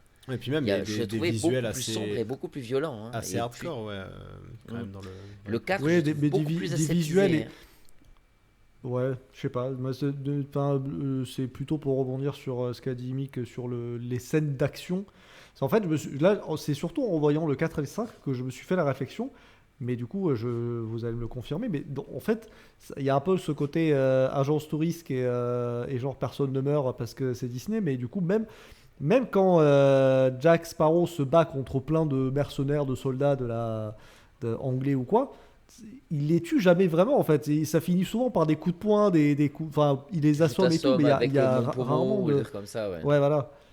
Et du coup, c'est pour ça que par rapport à ça, ça me choque pas plus que ça que du coup, là, j'ai pas trouvé ça moins que le 3 premiers. Mais après. Ok. Bah moi, je dirais peut-être un petit peu sur les méchants quand même, parce que, enfin, sur les antagonistes. Parce que par exemple, David Jones, c'est un personnage, que ce soit Beckett avec le fameux gosse et toute la ribambelle de personnes qui se font pendre, et que lui, il boit son thé tranquille pour être en mode ah, il chante enfin. Non, mais continuez, continuez. Enfin bon, voilà, ça veut dire, le personnage est iconisé à plusieurs moments, Beckett, mais également dans sa cruauté, dans sa froideur en fait. Et David Jones aussi, il est iconisé par ça, et notamment avec l'équipage. On voit l'équipage, non seulement on voit leur sort, mais en plus on voit ce qu'ils deviennent quand ils sont plus dans ses bonnes grâces, avec le père de Will ou d'autres personnages qui finissent par intégrer le navire, qui finissent par perdre l'esprit, qui finissent par devenir des coqs sur la paroi, quoi. Et du coup, ça donne une cruauté qui est implicite, parce que c'est un sort qui est cruel. Il n'y a pas de sang, il n'y a pas forcément de viscères, mais ça iconise énormément les antagonistes, que ce soit David Jones ou Beckett, par rapport à ce qu'ils sont capables de faire en termes de cruauté, de sorts réservés à leurs prochains. Alors que je trouve que, oui, du coup, à côté, Barbe Noire, il y avait un bon départ, hein, avec son vaisseau qui manipule totalement tout ça, mais après avoir fait cramer le mec, d'ailleurs, on est triste pour lui qu'il sache pas que s'il avait sauté dans l'eau, il aurait été tranquille, donc parce que le lance-flamme, c'est joli, mais il faut pas le savoir. Hein. Sinon ça marche pas. Mais en dehors de ça, mais en dehors de ça, je veux dire, je trouve qu'après, il y a plus d'autres. Enfin, après, sa cruauté elle s'exprime qu'avec sa fille, parce qu'on sait qu'il la manipule. Mais il n'y a plus vraiment d'actes de cruauté notables, je trouve. C'est pour ça que pour moi, c'est la seule fois où ils ont vraiment iconisé le personnage de Barbe Noire. Après, en fait, ça devient de la manipulation père-fille, qui est surtout, enfin, qui est mis en avant, et après, il parle de sa réputation, tout ça, mais il n'est pas plus iconisé que ça. Et c'est en ça que je rejoins effectivement le manque d'enjeu, de cruauté. Parce que, voilà, comme je dis encore une fois, le plan tout mignon de la larme d'amour, de joie pour aller avec le calice. Enfin voilà, moi j'aurais pas vu le personnage de Barbe Noire tel qu'on nous l'a introduit dans les 5 premières minutes partir sur ce genre de plan ou même sur d'autres choses. C'est dommage parce que avec un navire comme il l'avait, au contraire, s'ils avaient voulu faire un pas de plus dans la violence, il y aurait eu moyen de faire des scènes extraordinaires. Ne serait-ce qu'avec, comme je dis, son navire. Ou même avec les poupées vaudou, on aurait pu mettre d'autres personnages avec qui il en joue davantage. Mais tout ça, c'est pas exploité. Oui, c'est vrai, je te rejoins sur. Je voulais faire une petite parenthèse aussi sur Barbe Noire, qui justement, par rapport, encore une fois, aux 3 premiers, où c'est ce qu'on disait aussi, c'est que il y a des méchants et des gentils, mais même les gentils ont leur part d'ombre et les méchants ont leur part de lumière. Et là, en fait, avec Barbe Noire, justement, pour rejoindre ce que tu dis, il y a ce côté, il n'est pas assez gentil pour que tu t'attaches à lui, mais justement, il n'est pas assez méchant pour qu'il soit badass. Et du coup, il est juste fade, en fait. Et c'est dommage, quoi. Grave. Parce que oui, enfin, il fait jamais vraiment d'acte, tu vois. Je me suis dit peut-être qu'il y a un délire avec sa fille au début, tu vois, quand Jack Sparrow dit justement, lui dit à Barbe Noire que c'est pas vraiment sa fille. Tu sens qu'il est vexé, tu vois, qu'il est vraiment attaché. Là, à cette scène-là, tu te dis putain, il est attaché à sa fille, parce que même le fait d'émettre l'hypothèse que ce soit pas sa fille, tu vois, ça le rend triste et ça le met en colère, tu vois. Donc tu dis putain, il va être peut-être au moins, tu vas t'attacher par rapport à ça, tu vois, par rapport à sa relation avec la fille. Et très vite, on te montre qu'en fait non, il s'en bat les steaks de sa fille, et du coup, il y a rien où tu te dis mais en fait, il est pas gentil ce mec. Mais de l'autre côté, il est pas assez méchant non plus, quoi. Donc c'est vraiment le cul entre deux chaises, quoi. C'est ça, et comme le film de manière générale, je dirais. Exactement. J'allais juste dire, voilà, et de toute façon, si on compare avec les 3 premiers qui avaient justement pour moi un souci du détail très poussé, celui-là, dès que tu creuses un peu dans les détails, ça s'effondre. Mais je suis assez d'accord avec tout ça. Et alors le truc c'est que ce qui est bien, c'est que nous sommes un peu tous d'accord, sauf qu'il y a plus de ressenti par rapport au fait qu'on soit d'accord avec ça ou pas. Voilà, il y a ceux qui ont plutôt voilà, comme moi ou Guillaume, même si moi j'ai mis un gros 5, je suis quand même sur un petit 6 gros 5. Enfin voilà, ça reste quand même, ou Jérémy qui a quand même passé un bon moment, on est quand même passé sur un truc où c'est pas détestable. Et il y a ceux qui ont vraiment, vous allez vous dire, mais non, si, je suis désolé, mais après ce qu'on a fait, on peut pas laisser passer ça, quoi. Mais voilà, j'aime. C'est surtout par rapport aux suites, quoi. Je sens que le 4 et le 5, c'est le problème que j'ai de manière générale avec les suites. Et je dis ça parce que justement, je sais pas si c'était en privé, mais tu me disais que Mick, que tu étais étonné que pour le 2 et 3, j'avais préféré, et au final, le premier est celui que j'aime le moins. Mais c'est parce qu'il y a une cohérence en fait dans les 2 et 3. Et c'est pas, tu sens que c'est une suite, mais qui sert le premier. Et c'est vraiment il y a vraiment un truc de cohésion, quoi. Et là, le 4 et 5, excusez-moi, mais c'est vraiment ce pourquoi je n'aime pas les suites, c'est parce que on te raccorde les trucs, c'est la nouvelle aventure de mon cul sur la commode et ça m'énerve. Nous allons maintenant passer sur le 5e film. Donc le 5e film, il est réalisé par Joachim, ou Joachim, je sais pas comment vous le prononcez vous, Ronning. Alors lui c'est pareil, un petit réalisateur. Alors il avait fait le film Bandidas, donc coïncidence rigolote, qui n'en est peut-être pas une, parce que qui c'est qui joue dans Bandidas? Karim Debache. Penelope Cruz qui joue donc dans le 4, donc je ne sais pas si c'est une coïncidence Antonio ou pas, Bandidas. mais bref, c'est et donc là on est revenu sur un budget beaucoup plus, j'allais dire, modeste. C'est là ce qui est fou avec seulement le cinéma 250 millions américain. C'est ça, 230 millions. On est quand même presque à la moitié du 4, hein, ce qui est quand même énorme parce qu'il y a plus de scènes épiques dans le 4, dans le 5, pas forcément réussis. Ils sont pas forcément aussi jolis que dans les 2 et 3, mais au moins ils essaient de mettre de l'argent dans les FX, dans les machins, de se dire c'est pas juste pour payer les acteurs. Et là nous campons avec un super Javier Bardem en tant que méchant, et que ça lui va parfaitement bien, évidemment, les rôles de méchant à ce monsieur. Nous partons sur Pirates des Caraïbes 5, et avant d'en parler, qui c'est qui se sent prêt de raconter l'histoire de Pirates des Caraïbes 5? Alors du coup, je dirais que les enjeux dans ce Pirates des Caraïbes 5, du côté de Jack, c'est qu'il a perdu un petit peu de sa, comment dire, de sa force du départ, de son énergie, même de sa motivation. On le voit un petit peu sur la pente glissante je sais pas, de sa prise d'âge, de tout ça. Donc on a l'impression qu'il remet beaucoup de choses en question. Ensuite, donc effectivement, on a le personnage de Karina, qui est donc un personnage introduit, qui est astronome et qui recherche son père parce qu'il lui aurait laissé un message qui vise à trouver le trident de Poséidon. Et du coup, elle part à la recherche de cette carte mystérieuse que lui aurait laissé son père lorsqu'il a abandonné bébé. Et ensuite, on a le personnage de Henry, qui est le fils de Will Turner, et qui veut briser la malédiction de son père, qui est passé du côté obscur de la force, de ceux qui n'ont pas bien obéi à Calypso, et qui commence à gagner un petit peu en coquillage, dirons-nous, donc visuellement. Et du coup, Henry, son fils qu'on voit dans la scène post-générique du 3, est donc maintenant un jeune homme qui veut donc lui aussi trouver le trident de Poséidon pour libérer son père de la malédiction. Je le trouve beaucoup mieux que le 4, et quand même beaucoup moins bien que les 3 premiers, donc je mettrais 5 pour qu'il y ait au moins 2 points d'écart avec Pirates des Caraïbes 1, auquel je mets 7. Donc c'est okay. Sur ce critère-là, parce que j'avoue j'ai hésité, 5 ou 6, mais 2 points avec le premier, ça me paraissait le minimum quand même, parce que j'ai vraiment préféré les 3 premiers.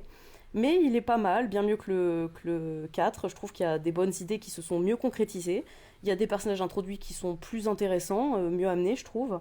Alors, pas trop le personnage d'Henry, hein, qui pour le coup, je trouve, souffre d'un manque d'écriture flagrant. Il y avait de l'idée, c'est dommage, hein, mais il n'a... En fait, tout en étant dans la lignée de son père, il en est un ersatz avec des trucs en moins, quoi. Donc, parce que lui, il n'a pas de problème de valeur avec la piraterie, il n'a pas de... Donc, voilà. Donc, c'est un personnage qui a moins d'enjeux, forcément. Alors que Will Turner, entre son amour pour Elizabeth, entre son amour, sa différence de classe avec Elizabeth, qui faisait une sorte d'amour impossible, le fait qu'il avait la recherche de son père, là, ils ont que la recherche du père en commun. Donc, forcément, ça fait un personnage qui est plus fade en conséquence. Et le personnage de Karina est pas mal. Moi, je le trouve plutôt Ouais, je trouve que c'est un personnage qui est plutôt pas mal. Entre le fait de retrouver son père, le fait qu'elle est astronome, le fait que elle a plus d'enjeux parce que comme c'est une femme scientifique, elle est traitée de sorcière par la populace, donc ça forme déjà un enjeu de prendre sa place de scientifique, ce qui n'est pas facile. Donc, comment dire, en étant une femme dans cette société. Ensuite, donc, il y a la recherche du père et surtout le père qui était lui-même un scientifique dans ce qu'elle s'imagine. Donc, ce truc d'être à la hauteur du père à travers ses objectifs. Ouais, je trouve le personnage de Karina beaucoup mieux construit. Et après, le personnage de Jack, à la fois, ça fait un peu mal au cœur de le voir en mode vieillissant. Et donc, tout ce qu'implique les héros vieillissants, tel qu'on l'a vu dans Indiana Jones 4, il me semble qu'ils avaient commencé à introduire ça. Enfin bref, les grands héros inaltérables qui d'un coup se prennent un coup de vieux, ça fait toujours un peu mal au cœur, mais ça peut donner des choses intéressantes quand c'est bien traité. Jack, je trouve qu'il y a des bonnes choses et en même temps, quelque part, c'est pas allé assez loin pour moi. Mais voilà, donc après on retrouve quelques têtes connues de l'équipage des premiers films et ça fait plaisir, hein. On les retrouve pas tous, hein. Le muet avec le perroquet m'a manqué honnêtement, mais c'était quand même cool de revoir, d'en revoir quelques autres. Donc on retrouve aussi la thématique, puisqu'on voit un Jack Sparrow qui se languit du Black Pearl, du fait de ne pas pouvoir à nouveau de pas avoir son navire dans les mains, donc tout cet esprit de liberté de voguer sur l'océan qui lui est impossible, là, avec son vieux navire raccommodé du début qui est assez pitoyable. Donc on a aussi ce côté-là de est-ce que je suis un pirate si j'ai pas de bateau, et surtout un capitaine pirate si j'ai pas de bateau. Et surtout que ça finit par mettre en danger même le fait qu'il ait un équipage. Donc voilà, on voit une sorte de déchéance du personnage, et ça, j'ai pas foncièrement de problème avec non plus. Par contre, pour moi, un des gros bémols du film, je dirais que c'est l'antagoniste, qui a un chara-design incroyable, et qui, pour moi, en fait, n'a pas été assez construit. Parce que si je devais résumer ce personnage, c'est je vais tuer Jack Sparrow. Et je trouve qu'il y a très peu de facettes du personnage qui vont en dehors de ça, en fait. Alors que c'est dommage, on avait un potentiel, pareil, un corsaire, il me semble, en tout cas un corsaire espagnol qui déteste les pirates à l'origine, mais tous, et au point de les tuer par centaines parce qu'il veut tous les éradiquer de ce monde. Mais au final, cette notion, elle est introduite que dans sa présentation, parce qu'après, il a une telle obsession pour Jack que tout ne tourne qu'autour de Jack pour lui. Et du coup, je trouve que ça minimise énormément ce qu'aurait pu donner le personnage, tel qu'ils avaient l'air de... tel qu'ils l'ont introduit, en tout cas, avec ce potentiel-là, à nouveau, assez inexploré. Donc voilà, je trouve que l'antagoniste, c'est pas très... Bon, son équipage, pareil, chara-design incroyable, existence facultative. Le bateau... Très classe aussi, le bateau, même si encore une fois, vu que le capitaine n'a pas suffisamment d'enjeux, en fait, moi ce que je trouve dommage, c'est on sait pas assez lié au capitaine. Normalement, le chara-design on va dire tout le charisme du bateau s'associe au charisme du capitaine. Il y a vraiment un lien entre les deux et chacun s'iconise un peu plus, en fait, je trouve, généralement dans les Pirates des Caraïbes. Alors que là, je trouve que ça marche pas parce qu'on a presque l'impression que le bateau lui obéit pas vraiment. On dirait que le bateau c'est je sais pas, tu vois, presque une bête qu'elle veut bouffer des trucs. Quand il y a une bouche qui s'ouvre, mais il n'y a pas particulièrement de lien avec le fait que c'est lui qui l'ordonne. C'est pas assez mis en place, je trouve ça.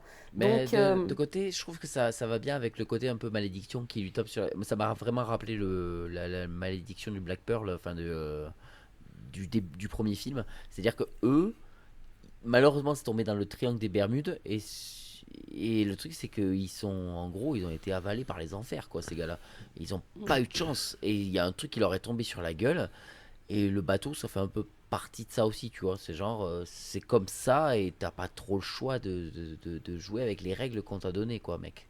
C'est vrai, mais comme David Jones avait lui aussi subi une malédiction un peu contre son gré, il aurait pu quand même exploiter, on va dire, les avantages de cette malédiction et vraiment montrer le contrôle du personnage sur ça. Enfin, disons que pour moi, je trouve qu'il y avait moyen d'iconiser davantage le capitaine qui justement manque de tout ça, en fait, qui manque de développement à travers son bateau. Mais là, le bateau, en fait, à chaque fois qu'il intervient, je trouve qu'il intervient un peu trop tout seul, quoi. Donc, et pour moi, il y avait possibilité de faire autrement. Il y avait possibilité de davantage les lier dans leurs intentions. Donc, mais je vois ce que tu veux dire dans le côté fatalité que ça appuie à côté, hein. Des fois il y a des choix, ça valorise quelque chose et ça dévalorise autre chose. Donc, mais c'est vrai que pour du coup, le côté iconographie, je trouve que c'est un peu manqué. Et comme je dis encore une fois, quel dommage avec ce chara-design incroyable. Parce que vraiment l'équipage avec des morceaux, qui sont pas là, le côté poussiéreux, presque entre porcelaine brisée et tombée en poussière. Je trouve qu'il y avait vraiment quelque chose de cool dans tout ça. Après, ouais, le personnage de Jack, je reproche aussi la scène qui introduit comment il est devenu Jack et qui est à la fois une scène fondamentale pour moi parce qu'elle introduit tous les enjeux du personnage de Jack et à la fois tous les enjeux de l'antagoniste. Et pour moi, je trouve qu'il y a des bonnes choses dans cette scène et en même temps, je crois que j'aurais voulu plus parce que c'est une scène qui est essentielle dans la construction de ces deux personnages-là. Et notamment pour Jack, en plus il y a le lore précédemment instauré est un peu trahi puisqu'il change l'origine du compas. Et je trouve que ce qu'ils ont changé... Ah ouais, mais j'ai détesté moi. Ouais, bah pareil, j'ai pas du tout aimé, j'aimais beaucoup la première version de comment il avait obtenu le compas. Mais c'est même pas une question de j'ai aimé la première version, que tu aimes ou pas, ou que tu préfères la deuxième version. Vous avez instauré une origine du compas, vous avez pas le droit de la changer avec un autre film. Vous n'avez pas le droit de changer l'idée en fait. Mais dans la première trilogie eh ben oui, il aurait volé à Tia Dalma en fait. Mais attends, dans le 5, ils disent quoi? Parce que je me souvenais qu'il l'avait volé à... Enfin, que c'était une histoire avec Tia Dalma dans le... Tia Dalma dans le 2. Ils ont changé que le bateau où il est quand il est encore qu'un matelot et qui du coup dont il prend le contrôle quand le capitaine meurt. Oui, et c'est le capitaine qui lui donne le compas. C'est ça. Oui, ok, oui, je me rappelle. D'accord. Donc c'est juste chier sur ce qui a déjà été dit en fait. Et ça je trouve ça complètement con. Surtout que le 5, en plus vraiment ils essaient de respecter autant la première trilogie que le 4 quoi. Donc tu te dis, vous faites un travail de fou par rapport à ça et vous vous chiez sur ça, c'est débile quand même hein. Bah, surtout qu'en plus moi j'aime pas ce genre de changement dans le lore, je suis pareil, mais à la limite je vais être un petit peu plus souple si je trouve que le changement a davantage apporté, que la version va justement apporter quelque chose par rapport à l'ancienne. Et là je trouve qu'elle apporte rien parce que je trouve ça très classique déjà d'une, l'héritage de oh bah je vais mourir alors je te file ça à toi tiens. Et surtout parce qu'en plus c'est pas du tout introduit, enfin je veux dire le capitaine qui lui donne ça, bah randomly numéro 68, ouais, on s'en fout. Donc s'il avait reçu cet héritage d'un capitaine qui était un minimum lui aussi introduit comme étant un personnage charismatique, et c'est pas long d'introduire un personnage charismatique hein. On l'a vu avec David Jones ou avec Barbe Noire, des fois il suffit d'une bonne scène pour arriver à iconiser un personnage, pas besoin de faire plus hein. Et là en fait j'aurais trouvé déjà ça plus intéressant s'il avait reçu en héritage déjà d'un personnage qui est un peu plus pirate, comme je dis numéro 68 dont on s'en fout et dont même Jack n'a aucun lien même personnel avec lui, aucun lien intime, aucun vraiment en mode ah d'accord bah c'est bien tu t'es rappelé que je suis le personnage principal de la saga, merci pour le compas. Donc ça fait un peu ça et c'est dommage. Donc et alors que le fait qu'il ait piqué lors de son aventure avec Calypso, la déesse de la mer maudite, et qu'il lui ait piqué au détour là comme ça, bah, je trouvais ça en fait plus marrant, plus comme origine d'une relique dans un film, ça a quelque chose d'un peu plus original que la transmission, héritage de capitaine précédent dont on s'en fout. Enfin c'est pas quelque chose qui m'a particulièrement parlé dans cette deuxième version en plus. Je trouve qu'elle enlève plus qu'elle ne rajoute. Je suis assez d'accord avec toi. Après je trouve qu'il y avait je suis aussi d'accord avec toi avec le fait que le film est quand même mieux que le 4. Il est plus réussi sur plusieurs points. Déjà j'ai un peu rigolé. Il y a des moments, alors que dans le 4 j'ai jamais rigolé, mais dans celui-là il y a des moments qui marchaient bien, genre le moment de la guillotine et qui tourne en rond et que la guillotine elle vient vers lui et elle remonte et tout. Je trouve ça assez comique, je trouve que c'était assez bien fait. J'ai trouvé ça assez intéressant. Après, il y avait des moments où c'était complètement raté, l'effet comique, comme par exemple le moment du mariage. Je n'ai pas compris ce moment. À quoi ça a servi cette scène? Qu'est-ce qu'elle est gênante cette scène? Oh là là, c'est très cringe hein, cette scène. Tu fais, mais déjà le fait dessus de hey, je me moque d'une femme parce qu'elle est grosse et laide. Là, tu fais waouh, mais vraiment, et ça s'enchaîne tout le temps.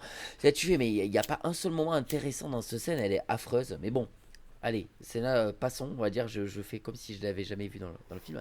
Après, au moins, ils ont repris un côté un peu violent qui me plaisait dès le début, où ils repêchent un vieux cadavre dégueulasse, bien poisseux, tu vois, tu fais, ok, là, ça y est, on va repartir dans le dur. Le moment où tu vois les têtes coupées et tout, vraiment, tu te dis, ok, voilà, vous osez montrer un peu ce qu'on osait montrer dans les premiers, quoi, c'est-à-dire des trucs un peu, j'ai pas envie de dire gore, mais voilà, il y a des morts parce qu'on est des pirates, des gens meurent et on te le montre que les gens meurent et ça fait du bien de revenir un petit peu sur ça. Je suis totalement d'accord avec toi sur le chara design, c'est ce qui moi je crois que c'est ce qui me plaît le plus, c'est le côté esthétique. En fait c'est ce qui manquait. En fait j'ai l'impression qu'ils se sont dit on va refaire ce qu'on avait fait dans le 1 mais en mieux fait. Le 1, ça avait mal vieilli, le côté personnage fantôme, squelette et tout. Le 2, on va vous faire un truc aux petits oignons, avec des personnages flottants, là, on dirait qu'ils sont tout le temps sous l'eau, mais ils sont pas Grave. sous l'eau. C'est magnifique, ça pète la classe. Et en fait, le film, il y a plein de moments qui pètent la classe. Il y a le moment où Barbossa, justement, pas Barbossa, Serpentard, là, il est en train de raconter l'histoire l'histoire Salazar. de Jack. C'était la blague, parce qu'il s'appelle Salazar. Ah, Serpentard. waouh. Merci Benjamin. Et donc du coup, c'est là que vous voyez quelqu'un qui n'est pas fan d'Harry Potter. Ah, Et- putain, j'ai cru que tu trouvais plus le nom. Non, c'était fait exprès. Et je l'avais prévu. Dès que j'ai vu le film, j'ai fait, il va falloir que je fasse une blague sur Serpentard. mais du coup, dès que Salazar donc, du coup, raconte l'histoire un peu de Sparrow, c'est pareil, il y a le moment magnifique où tu vois le bateau de Salazar en train de détruire tous les autres bateaux, et tu as une vue aérienne de ce plan-là, on dirait un tableau. C'est beau, mais que c'est beau. Et pareil pour l'île qui représente les étoiles et les constellations et un genre de miroir des étoiles. Oh là là, j'étais là en mode, mais qu'est-ce que c'est beau. Il y a des moments de beauté au niveau de la recherche du design. Ils se sont éclatés, quoi. Et ça m'a fait du bien. Je me suis dit, voilà, vous retrouvez l'essence de ce que j'aime dans un Pirate des Caraïbes. Au moins, vous cherchez à faire des choses, en fait. C'est pas toujours réussi, clairement. Parce que je pense que je suis sur un gros 6 petit 7. Mais au moins, vous cherchez, vous avez réfléchi à faire des trucs intéressants. La fin, le climax de fin avec la mer qui se sépare en deux, c'est beau. C'est clairement beau. Et ça me suffit, en fait. Donnez-moi des idées, en fait. Et vous avez au moins des idées dans ce film-là, quoi. Pour moi, je suis d'accord avec toi. Je trouve que le 5 est vraiment vraiment une bonne suite. Là où le 4, c'était un petit set, pour moi, lui, c'est un bon set, pour le coup. Et je suis totalement d'accord avec toi. Visuellement, le film est très beau. Ce qu'il propose, c'est toujours trop bien. Le côté Salazar, alors tu l'as dit, et je suis totalement d'accord avec toi. Moi, ça me fait terriblement penser au Black Pearl. En fait, c'est un mélange en fait entre le Black Pearl et David Jones. J'ai l'impression et le Hollandais volant en fait, Salazar. La malédiction, c'est un peu la même chose dans une espèce de grotte sur une île comme ça où les mecs sont coincés et puis voilà un équipage un peu fantomatique comme ça. En même temps, c'est un mélange avec David Jones, parce que je trouve que les requins morts, ça c'était une bonne idée aussi, tu vois, qui balancent à la mer, et les requins qui se mettent à attaquer, donc eux non plus, hein, comme les sirènes, ils savent pas couler une barque, mais bon, passons.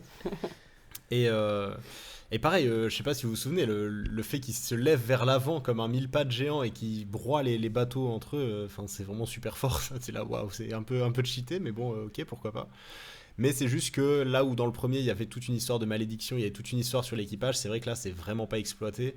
Salazar il est cool, hein, Javier Bardem il est cool, mais déjà tout son équipage, ils sont stylés, mais tu retiens personne. Tu vois, David Jones, t'avais au moins, je sais pas, le mec à la tête de requin marteau, le mec avec sa tête Bernard l'ermite, là, je reviens pas de dire ces mots-là, mais voilà. Et puis même, le Black Pearl, t'avais Pintel et Ragetti, hein, du coup, on s'en souvient avec son œil de verre là. Enfin, là, tu reconnais vite fait son second, mais c'est tout, quoi.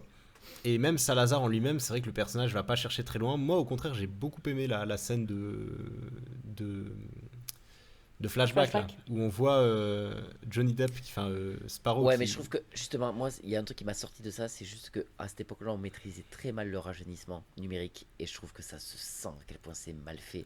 Et du coup, je focalisais dessus. J'ai eu un problème à dire, ah c'est moche, ah c'est moche, ah c'est moche. Et ça m'énervait de me focaliser dessus. Je voulais l'enlever de ma tête, à me dire, c'est pas grave que c'est moche, Michael, c'est normal. On y J'ai vu arrivait que pas. c'était un acteur jeune qui Mais- avait joué Jack Sparrow, c'est pas Johnny Depp. Ah qui a non, rajeuni. ah si, c'est Si, clairement un rajeunissement Si, numérique. ils ont- Après, ça se peut-être voit qu'ils ont pris un 1000%. acteur C'est pour, ça, ils ont pour la pris base. un acteur mais, et ils ont mis la tête de Johnny Depp dessus, quoi. Je trouvais, enfin oui, justement par rapport à ce rajout, c'est dommage parce que justement vu que c'est un autre acteur, ça se sent, il n'a pas du tout l'expressivité corporelle de Jack. Et c'est vrai que, enfin, là quand même le personnage de Jack a quand même l'air d'avoir, on va dire la vingtaine. Et du coup, on se l'imaginait beaucoup plus déluré, exubérant que ça, en fait, même à cette époque-là. Et l'acteur qui le joue physiquement a un jeu assez sage, en fait. Donc ça crée un décalage, je trouve, avec le personnage de Jack, tel qu'on l'a vu dans les films précédents. Je dirais pas forcément à fond celui-là, mais mais qui est toujours justement qui a une gestuelle très particulière, très travaillée, qui joue beaucoup avec ses mains, qui fait toujours des gestes, toujours un petit peu les mains en l'air, avec quelque chose de presque maniéré. Et en fait, toute la gestuelle de Jack, on la voit pas du tout, donc ça a ce côté rigide. C'est ça. Alors là, ça. je vois ce que je veux dire, mais là je le mets aussi sur le fait que qu'il est jeune et qu'il a pas, il est pas devenu le Jack qu'on connaît encore. Il y a peut-être beaucoup moins de rhum dans le gosier aussi, tu vois, qui aide à sa gestuelle quand il est vieux. Mais ouais, ça sur le coup, la gestuelle, je me suis dit, c'est juste qu'il n'est pas encore le Jack Sparrow qu'on connaît aujourd'hui et que c'est normal qu'il soit plus timide, entre guillemets. Bah, ça peut s'expliquer, effectivement. C'est pour ça que je n'irais pas parler d'incohérence. Je trouve ça juste dommage. Parce que, comme je disais dans le 2, ce que j'adorais, c'est que quand on ne sait pas ce que fout Jack de son côté, bah, on le retrouve à être, comme je disais, un dieu d'une tribu cannibale. Et du coup, en fait, je trouvais que c'était cool que le personnage soit vraiment du random total et de l'introduire comme étant. Surtout qu'en plus, je suis pas sûre que ça soit vraiment voulu. Hein. Je pense que c'est aussi par rapport à l'acteur, tout ça. Donc, je sais pas si c'est une vraie volonté. Et ça ne me semble pas l'être. Mais même si c'est une vraie volonté, je sais pas si c'est une vraie volonté qui apporte quelque chose au personnage. Parce que. Peut-être que c'est pour l'humaniser, avec le fait qu'en parallèle, il le traite comme un personnage justement un peu vieillissant, tout ça. Peut-être que c'est totalement recherché comme démarche. Hein. Mais c'est vrai que moi, je voulais, sur l'élément qui a fait de Jack, qui en a fait un capitaine de la piraterie, j'aurais voulu retrouver, en fait, peut-être même encore puissance 1000, parce que c'est à l'adolescence qu'on pousse encore plus sa recherche de la marginalité, sa recherche d'identité, qu'on construit, en fait, l'adulte qu'on va être. Et c'est vrai que... voilà, à 14 ans, j'aurais peut-être accepté ça, mais c'est vrai que Jack à la vingtaine, de me dire qu'il était tout sage, un peu timide, même si c'est le cas, je trouve pas forcément que c'est le meilleur choix, en fait. Guillaume, tu voulais continuer ? Bah ça pour le coup, moi c'est pas du tout un truc qui m'a dérangé, au contraire, enfin, et ça dure pas longtemps, on le voit pas super longtemps non plus, et enfin j'ai pas trop extrapolé à ce niveau-là, enfin c'est surtout en fait j'ai trouvé ça cool qu'on ait une sorte de un peu de préquel on va dire, et qu'on sache comment il est arrivé, comment c'est devenu un peu ce capitaine emblématique Jack Sparrow. Et c'est vraiment par des coups un peu de génie comme ça, c'est un peu en mode Napoléon, tu sais, sorti de nulle part, le gars il te gagne une bataille, tu vois, c'est un peu ça. Et surtout que là, Salazar, c'était vraiment le mec qui voulait détruire tous les pirates, tout ça. Le seul problème que j'ai un peu là-dedans, c'est la scène de combat est très cool, la scène où il meurt aussi, elle est très cool, elle m'a un peu fait penser à la mort de Lord Beckett aussi, tu sais, où il tombe dans l'eau comme ça. Mais je trouve qu'il y a un... Enfin, c'est peut-être un peu facile, on va dire. C'est-à-dire que pour justifier ça, tu sais, c'est un peu la scène genre, en fait, on justifie pourquoi Salazar veut tuer Jack Sparrow, tu sais, c'est un peu le truc, voilà. Il les a bernés, ils se sont crachés dans la grotte, très bien. La malédiction, tu sais pas d'où elle vient, enfin, tu comprends pas trop. Ça vient de l'endroit. C'est pour ça qu'il parle du triangle des Bermudes, parce qu'on sait que triangle des Bermudes. C'est le triangle de la muerte, là où je sais pas trop. La mort en espagnol. Le triangle du diable. Oui, mais on a compris que c'était les triangles des Bermudes, quoi. Mais le truc, c'est que on sait que c'est un truc un peu magique, mystique, cet endroit-là, pour nous. Mais donc, et je suis d'accord, le truc du c'est vrai que t'as l'impression que les enfers se réveillent à ce moment-là, quoi. C'est vraiment l'effet que ça m'a fait. Et le côté, avec le compas aussi, je trouve ça un peu Deus Ex Machina aussi, c'est un peu expliqué, ta gueule c'est magique, tu vois, le compas en fait quand il change de main, ça change tout, et puis pareil, enfin Jack c'est le seul truc dont il voulait pas se séparer dans les premiers films, c'est son compas, et puis là il va l'échanger contre une bouteille de rhum, t'es un peu là, bon. Ça, j'ai trouvé c'est vrai, mais ça va avec ce qu'elle disait. Son évolution. Cassandre, elle disait, on est dans le personnage désabusé qui commence à après se remettre tout en question en fait de ce côté. J'ai vraiment encore comme ça que je l'ai pris en fait. Bah oui, mais s'il a plus envie, s'il a plus aucune envie, à quoi lui sert son compas encore? Il y a plein de choses qui allaient pas pour moi dans le film, mais ça pour le coup, il y a un truc où je me dis est-ce que c'est pas un peu facile ou quoi, mais de l'autre côté je me dis ça montre bien à quel point il est désespéré quoi de donner ce compas qui est important depuis 4 films. Pour une bouteille de rhum qui se fait en plus exploser. Il a même pas le temps de la boire, qui se fait tirer dessus et que ça. Moi j'étais triste pour lui quand sa bouteille de rhum explose. Je me disais putain. T'as échangé 50 bouteilles de rhum que t'as pas pu boire.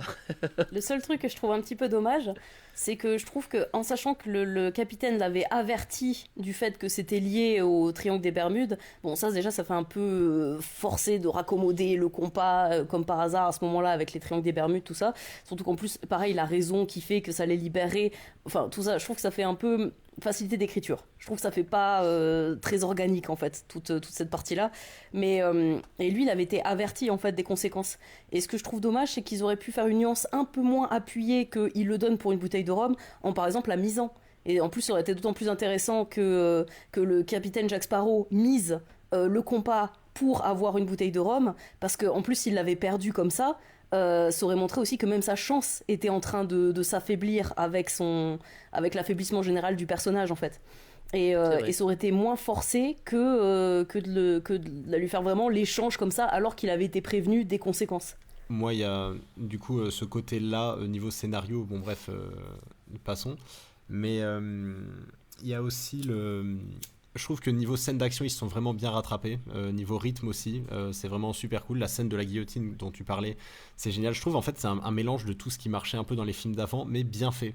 Contrairement à par exemple Alien Romulus, où c'est un mélange de tout ce qui se passe dans les aliens, et sauf que je trouve que c'est un peu malhonnête et ça passe pas super bien. Là, je trouve que c'est cool. La scène de la potence, ça fait penser au premier film où Will sauve Jack Sparrow de la potence. Ouais. Toute la scène avec la guillotine, ça, je trouvais ça super bien pensé aussi. La scène de la banque, c'est vraiment original, et oui, ça m'a fait penser à Fast and Furious 5 évidemment, moi aussi. Et c'est dur de pas y penser. Oui, franchement oui, hein, c'est littéralement la même. J'allais dire, t'as pas mentionné Fast and Furious en comparaison de.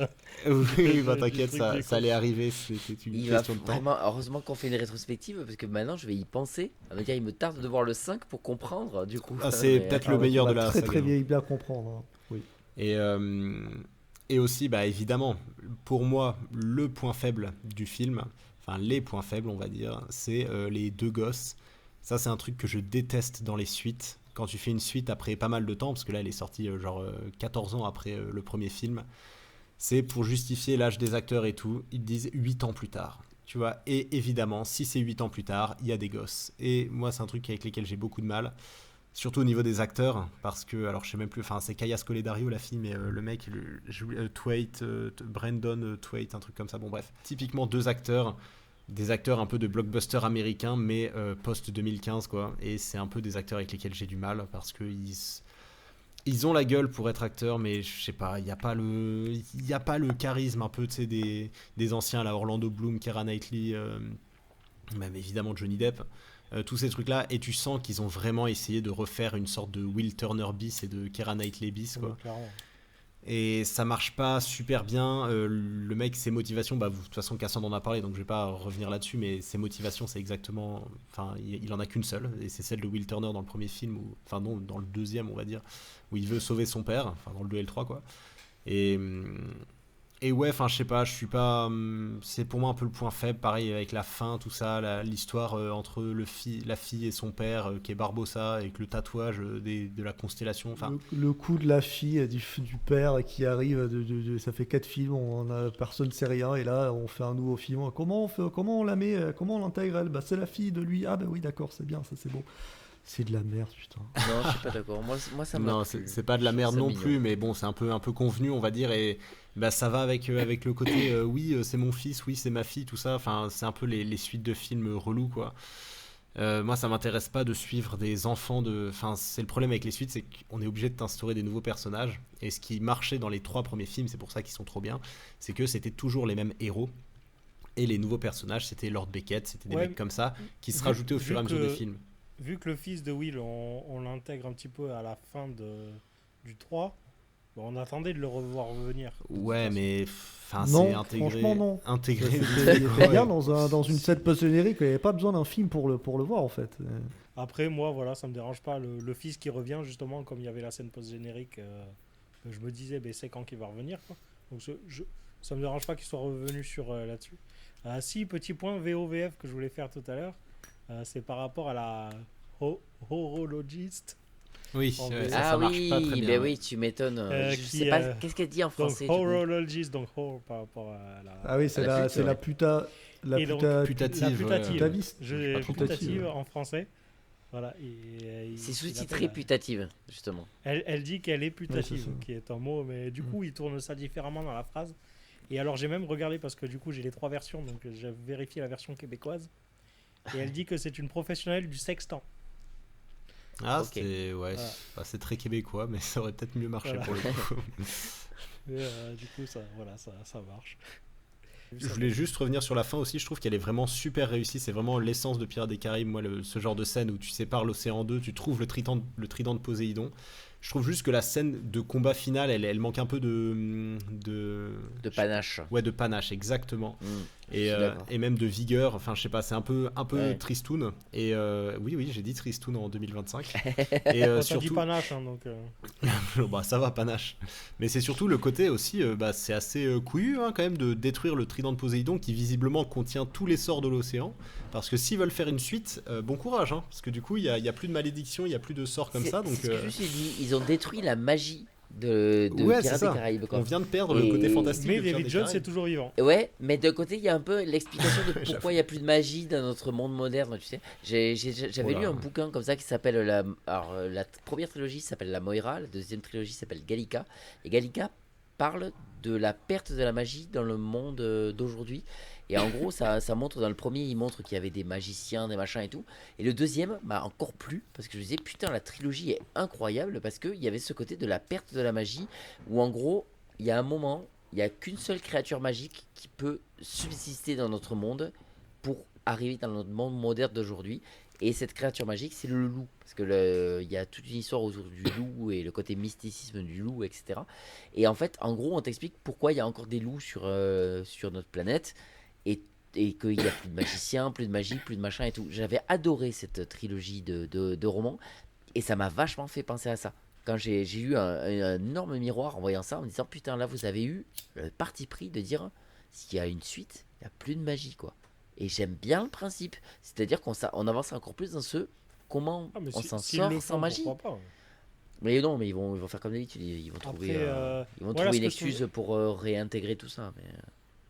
Par contre, moi, ce que je me demande, et qui est dommage que ce soit pas du tout traité par le film, c'est pourquoi Will est maudit. Enfin, je veux dire, Will, c'est quand même plutôt le garçon obéissant. Sans raison, on le voit plutôt obéir à Calypso et faire son taf. Surtout que on l'a vu que la première dizaine d'années, il l'a fait. Donc c'est vrai que c'est dommage de voir qu'il est maudit 20 ans plus tard, que pour autant, il n'est pas retourné voir sa femme, son fils. Enfin, qu'il est juste maudit un peu comme ça, quoi.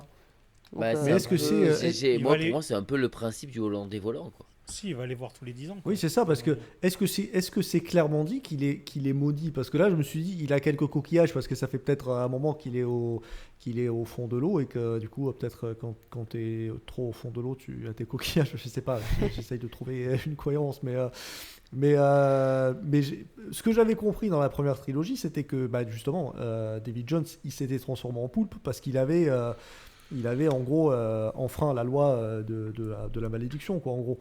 Mais là, Will, il est encore beaucoup humain, mis à part quelques trucs sur le visage. Et du coup, moi, je me suis pas dit il est maudit ou pas. Alors, je sais pas si c'est expliqué. Ouais, mais il y a et quand si même c'est le moi truc qui de. suis- Il peut revenir qu'une fois tous les 10 ans. Encore une Oui, fois, mais ça, c'est oui, mais ça, c'est pas un malheureusement souci. pas expliqué. Comme, Le cinquième film a survolé cette histoire, quoi. Ouais.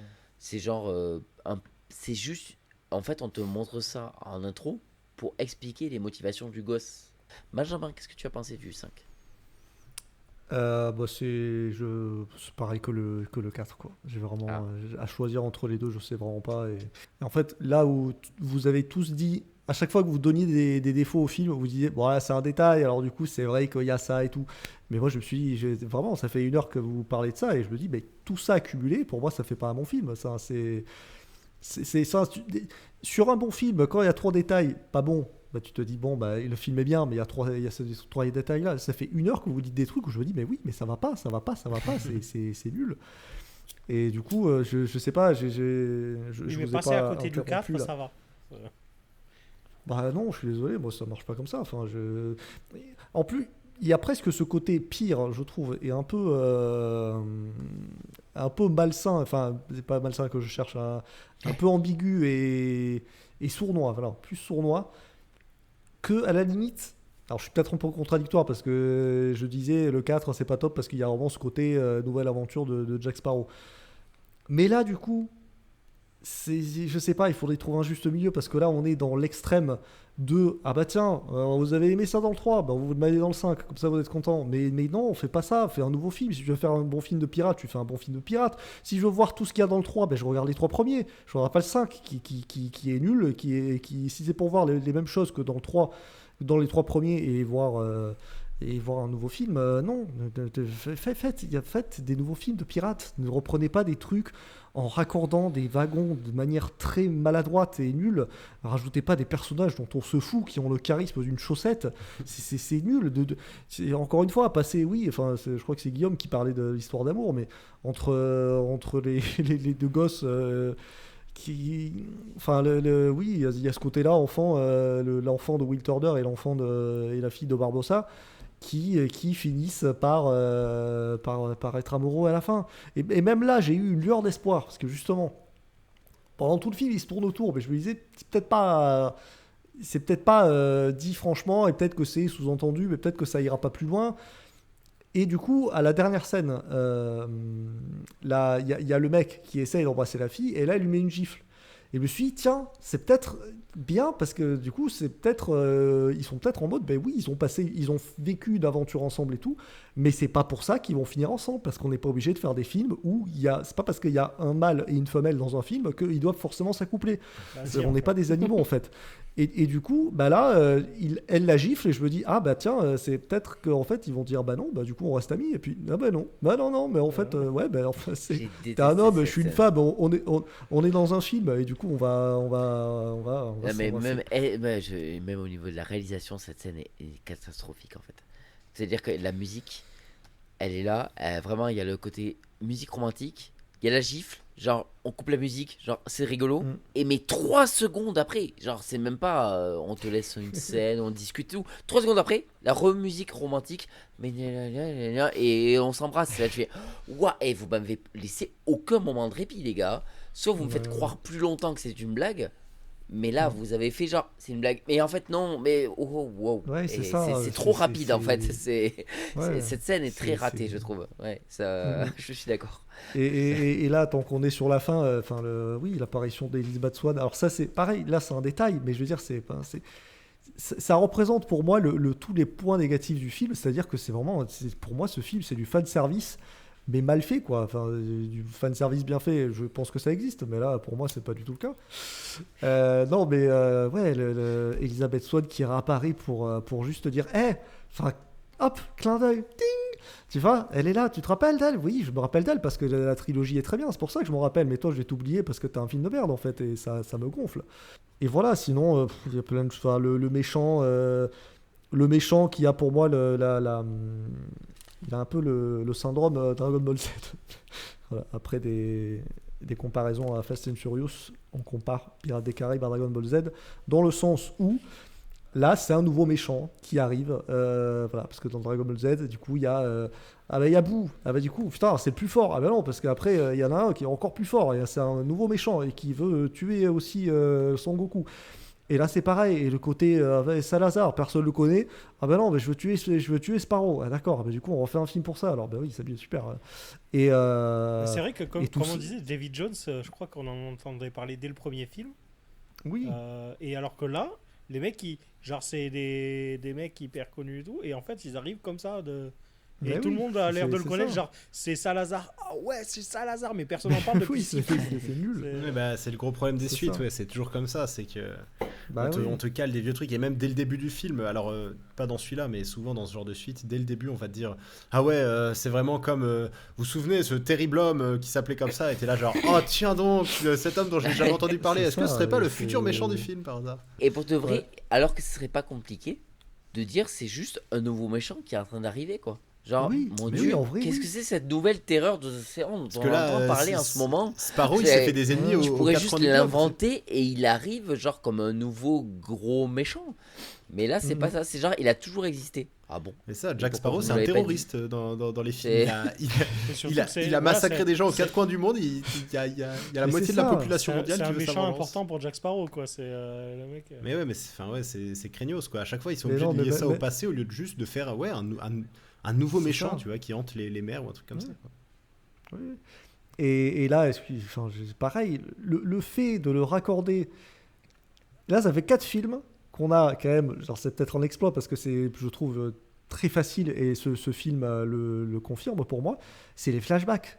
Les 4 autres Pirates des Caraïbes, on n'a pas de flashback parce que quand un film est bien raconté et qu'on a des personnages à peu près bien écrits, on n'a pas besoin de te montrer un flashback de 5 minutes pour t'expliquer l'enjeu du film en 5 minutes. Je trouve ça ridicule. Et voilà, là, avec des effets spéciaux, avec des rajeunissements moches et tout, et du coup, c'est encore plus laid, quoi. Et puis voilà, c'est rushé, quoi. C'est vraiment... c'est des trucs qu'on te met comme ça pour raccorder les wagons de manière très maladroite. Et en plus, j'ai pas trouvé ça beau. C'est pour ça, là, je parle du rajeunissement numérique, mais je trouve que le numérique... En vrai, le numérique en soi ne me dérange pas dans le film, mais c'est les incrustations. À chaque fois qu'il y a un personnage qui... Ah ouais, mais c'est laid, c'est laid. Alors, c'est rare que je vois les fonds verts dans les films, mais là je les ai vus. C'est comme là, comme je disais dans la scène post-générique, à la fin, vraiment, ça m'a sorti du truc. Le truc, c'est pendant tout le 5, et j'ai pensé à ce que... Enfin, je crois que c'est Jay, et peut-être que Guillaume était d'accord sur le fait que le film avait vieilli dans la première trilogie. Mais excusez-moi, mais là je trouve que ce film-là, le 5, tu le regardes dans 10 ans, c'est ignoble. Hein. Déjà, là, actuellement, je trouve que c'est vraiment pas beau. Et ça, moi, ça c'est encore autre chose, mais ça me tue que juste à la scène où ils sont au fond de l'océan avec quand la mer est séparée en deux et tout, là, que tu mets des fonds verts, d'accord, juste incruste bien tes personnages parce que là c'est très laid. Mais après, tu vois des fois des gens qui sont juste, il y a un ciel derrière eux. Et on te met un fond vert alors que c'est juste un ciel, t'as juste à sortir de ton studio. Enfin, ça me fume, moi, ce genre de truc, tu vois. Et c'est juste un ciel qui est moche et que tu vois. Et que, enfin, la scène là, la fin du 5, je trouve ça laid alors qu'il est juste sur un bateau, quoi. Enfin, je veux dire, c'est. On va s'arrêter là, les garçons, les filles. Ça vous va? Est-ce que vous avez autre chose à dire sur les 4 et 5 tant qu'on y est? Une petite dernière chose, moi. J'y pensais quand on parlait encore de la partie scénario. Je me disais en fait que je pense que le film il aurait été meilleur si ils avaient gardé toute l'intrigue autour de Henry, donc le fils de Will, tout ça, s'ils n'avaient pas mis toute cette partie-là, s'ils avaient juste introduit la relation Karina et Barbossa, parce que je trouve que ça marche beaucoup mieux, que le personnage de Karina a plus d'enjeux, qu'il y avait plus des oppositions de valeurs en termes de la scientifique, femme qui est pas dans la piraterie, tout ça. Et puis le côté féministe. Enfin, ce qu'on nous avait intégré en tant que côté féministe déjà avec Elizabeth Swann, on repart sur ça avec le côté de la sorcière. Pour moi, la sorcière, c'est la représentation ultime du féminisme de l'époque. De ce côté des femmes qui voulaient juste être libres et qu'on leur a dit « Ah, vous voulez être libre? Vous êtes des sorcières. » Bande d'enculés. Mais bon, voilà. Et c'est un peu ça avec elle, quoi. C'est genre « Ah, vous êtes intelligente? Bon, vous êtes une sorcière. » Et ça, c'est intelligent. J'adore ce genre de thème. Donc, je suis totalement d'accord avec toi. Surtout en plus, même avec le fait flamme de la jeunesse, en parallèle du vieux pirate qui est en train de devenir un peu Jack Sparrow. Enfin, il y avait plein d'oppositions de valeurs qui étaient possibles, sans parler de Barbossa où ça crée tout un lien, où ça leur humaniser tout ça, mais en fait tout ce qui est de l'ordre de Will et de Will Turner, tout ça, je trouve que tout fait raccommoder, que ça fait, on sent en fait la tentative d'essayer de rameuter les gens parce que ouais, il y a Will et Elizabeth, ils sont revenus, vous inquiétez pas. Enfin, moi j'ai l'impression de sentir ça en mode rafistolage. Le personnage d'Henry est donc du coup fade au possible, l'histoire d'amour en devient fade au possible en conséquence, ça laisse moins de place à des personnages qui avaient plus de potentiel comme Karina et Barbossa d'être exploités. Et en plus, ne parlons même pas de la scène post-générique qui n'a aucun sens, enfin, qui est abusée au possible. Et même Will, en fait, ça nous fait se poser des questions qu'on pourrait ne pas se poser. Mais moi, je me les pose un peu. Par exemple, pourquoi est-ce que son père est pas là? Pourquoi est-ce que Elisabeth, elle a laissé son fils partir à la recherche de libérer Will? Son père, non? Non, il navigue avec lui sur le Hollandais volant. Ouais. Ah ouais, ok. Ouais, mais ils n'avaient pas le cachet pour Stellan Skarsgård dans le film, donc c'est pour ça qu'ils l'ont. C'est ça. Déjà, ouais, ils ont juste le cachet minimum pour que Swan elle apparaisse 5 secondes littéralement. C'est sûr, ils auraient pas pu exploiter le personnage de Bill Le Bottier, il avait pas dans le scénario qu'ils ont écrit, ça avait pas de sens. Mais encore une fois, ça casse le côté organique du récit, parce que c'est pas naturel de se dire, ok, dernière fois qu'on l'a vu, il voguait avec son père qui était maudit, donc immortel lui aussi, et là, il retourne sur son île, on n'entend pas pas parler du père, tout ça, et enfin, on le voit pas une seconde. Et pareil pour Elisabeth. Moi, je vois pas Elisabeth laisser son fils qui a l'air d'avoir, en premier lieu, 12 ans au début du film, en deuxième lieu, qui a l'air d'en avoir, je sais pas, 16, 17, partir à l'aventure alors qu'elle sait qu'il y a un moyen de sauver Will en retrouvant le trident. On aurait pu se dire, pourquoi Elisabeth, elle est pas venue avec lui? Enfin, c'est quand même, elle a quand même affronté quelques trucs, quoi. Quitte à rester toute seule sur son baraquement en bord de falaise, on aurait pu se dire qu'elle avait moyen de, je sais pas, de participer elle aussi, hein. Surtout que c'est son fils qui part Ça, pour le coup, affronter 1000 dangers. C'était 8 ans après, donc c'est vrai que sur la première scène, c'est vrai que 12 ans, 13 ans, on se demande ce qu'il fait, mais après, ouais, c'est un jeune adulte, il a genre 20, 21 ans, quoi. Donc, mais ça d'ailleurs, c'est pareil, je n'ai pas compris et ça m'énerve. Ce film m'énerve beaucoup. À la fin du 3, il y a la dernière scène où on voit Orlando Bloom et Elizabeth Swann qui sont en train de concevoir littéralement un enfant sur la plage. Orlando Bloom part, il y a le générique, scène post-générique. 10 ans après, on voit le petit qui, tu te dis, a à peu près 10 ans, et son père arrive. Mais il a 10 ans. Et moi, ce que je comprends, alors du coup, vous allez m'expliquer peut-être, ou savoir si vous avez compris la même chose que moi ou pas, mais à la fin du 3, quand le petit voit son père arriver, moi, ce que je me dis, c'est, là, il va voir pour la première fois son père, parce que son père, ça fait 10 ans qu'il est parti. Voilà. Sauf que là, c'est 8 ans après. Ça fait 8 ans que la malédiction elle est faite ou quoi. Donc ça vient encore une fois. Alors d'un côté, ils essayent de raccorder les wagons de manière maladroite, et de l'autre côté, quand ils essayent de raccorder les wagons, ils sont même pas capables de le faire bien, ces Mongols. Parce que là, vous aviez qu'à attendre 2 ans. On disait pas d'attendre 10 ans de plus. Vous rajoutiez 2 ans et c'était cohérent avec le 3. Non, même ça, ils le font pas. C'est vrai que j'avais ça pas capté ça me désespère, quoi. Comme le compas. Vraiment. Ils ont réécrit l'histoire, en fait. Ils l'auraient fait quand il a 12 ans, ça aurait été déjà plus logique. Bah oui, parce qu'il y a de 12 ans, bah, il aurait eu 2 ans, ça fait 2 ans qu'il est allé voir son père, là il part après sur la barque, et puis voilà. Sauf que non, il y a un film où on te dit, à 10 ans, il rencontre son père, et là on te dit, à 8 ans, il va à la rencontre de son père, sachant qu'apparemment il a déjà vu, mais d'où il a déjà vu? Il revient sur Terre tous les 10 ans, il peut même pas le connaître techniquement 8 ans après. Ça me désespère, ça m'énerve. Après, nous sommes tous d'accord, en effet, que les épisodes suivants seront forcément moins bien que la trilogie qui est parfaite. Oui, ça c'est sûr. Nous sommes sur une très bonne trilogie, c'est comme ça. Et moi, allez, là comme ça, qui c'est qui est chaud pour des suites à Pirates des Caraïbes? Moi je suis chaud. Moi toujours. Moi je suis chaud pour continuer en fait. Moi je suis pas chaud de base pour les suites, je veux qu'on arrête ça. Mais, ouais, mais voilà. Donc toi, sur les Pirates des Caraïbes, il faudrait arrêter la saga, quoi.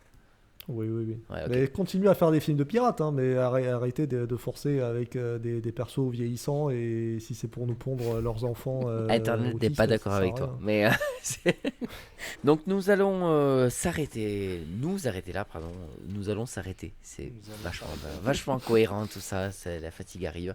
Nous allons nous arrêter ici. Nous avons quand même passé un bon moment. Mais tout ça pour dire que nous allons vous dire au revoir. Passer une bonne soirée et on se retrouve très bientôt pour un nouveau 3 films et un nouveau Cinesphère. Bye les copains et à très bientôt. Bisous, bonne soirée. Salut, les gars. Ciao. Au revoir.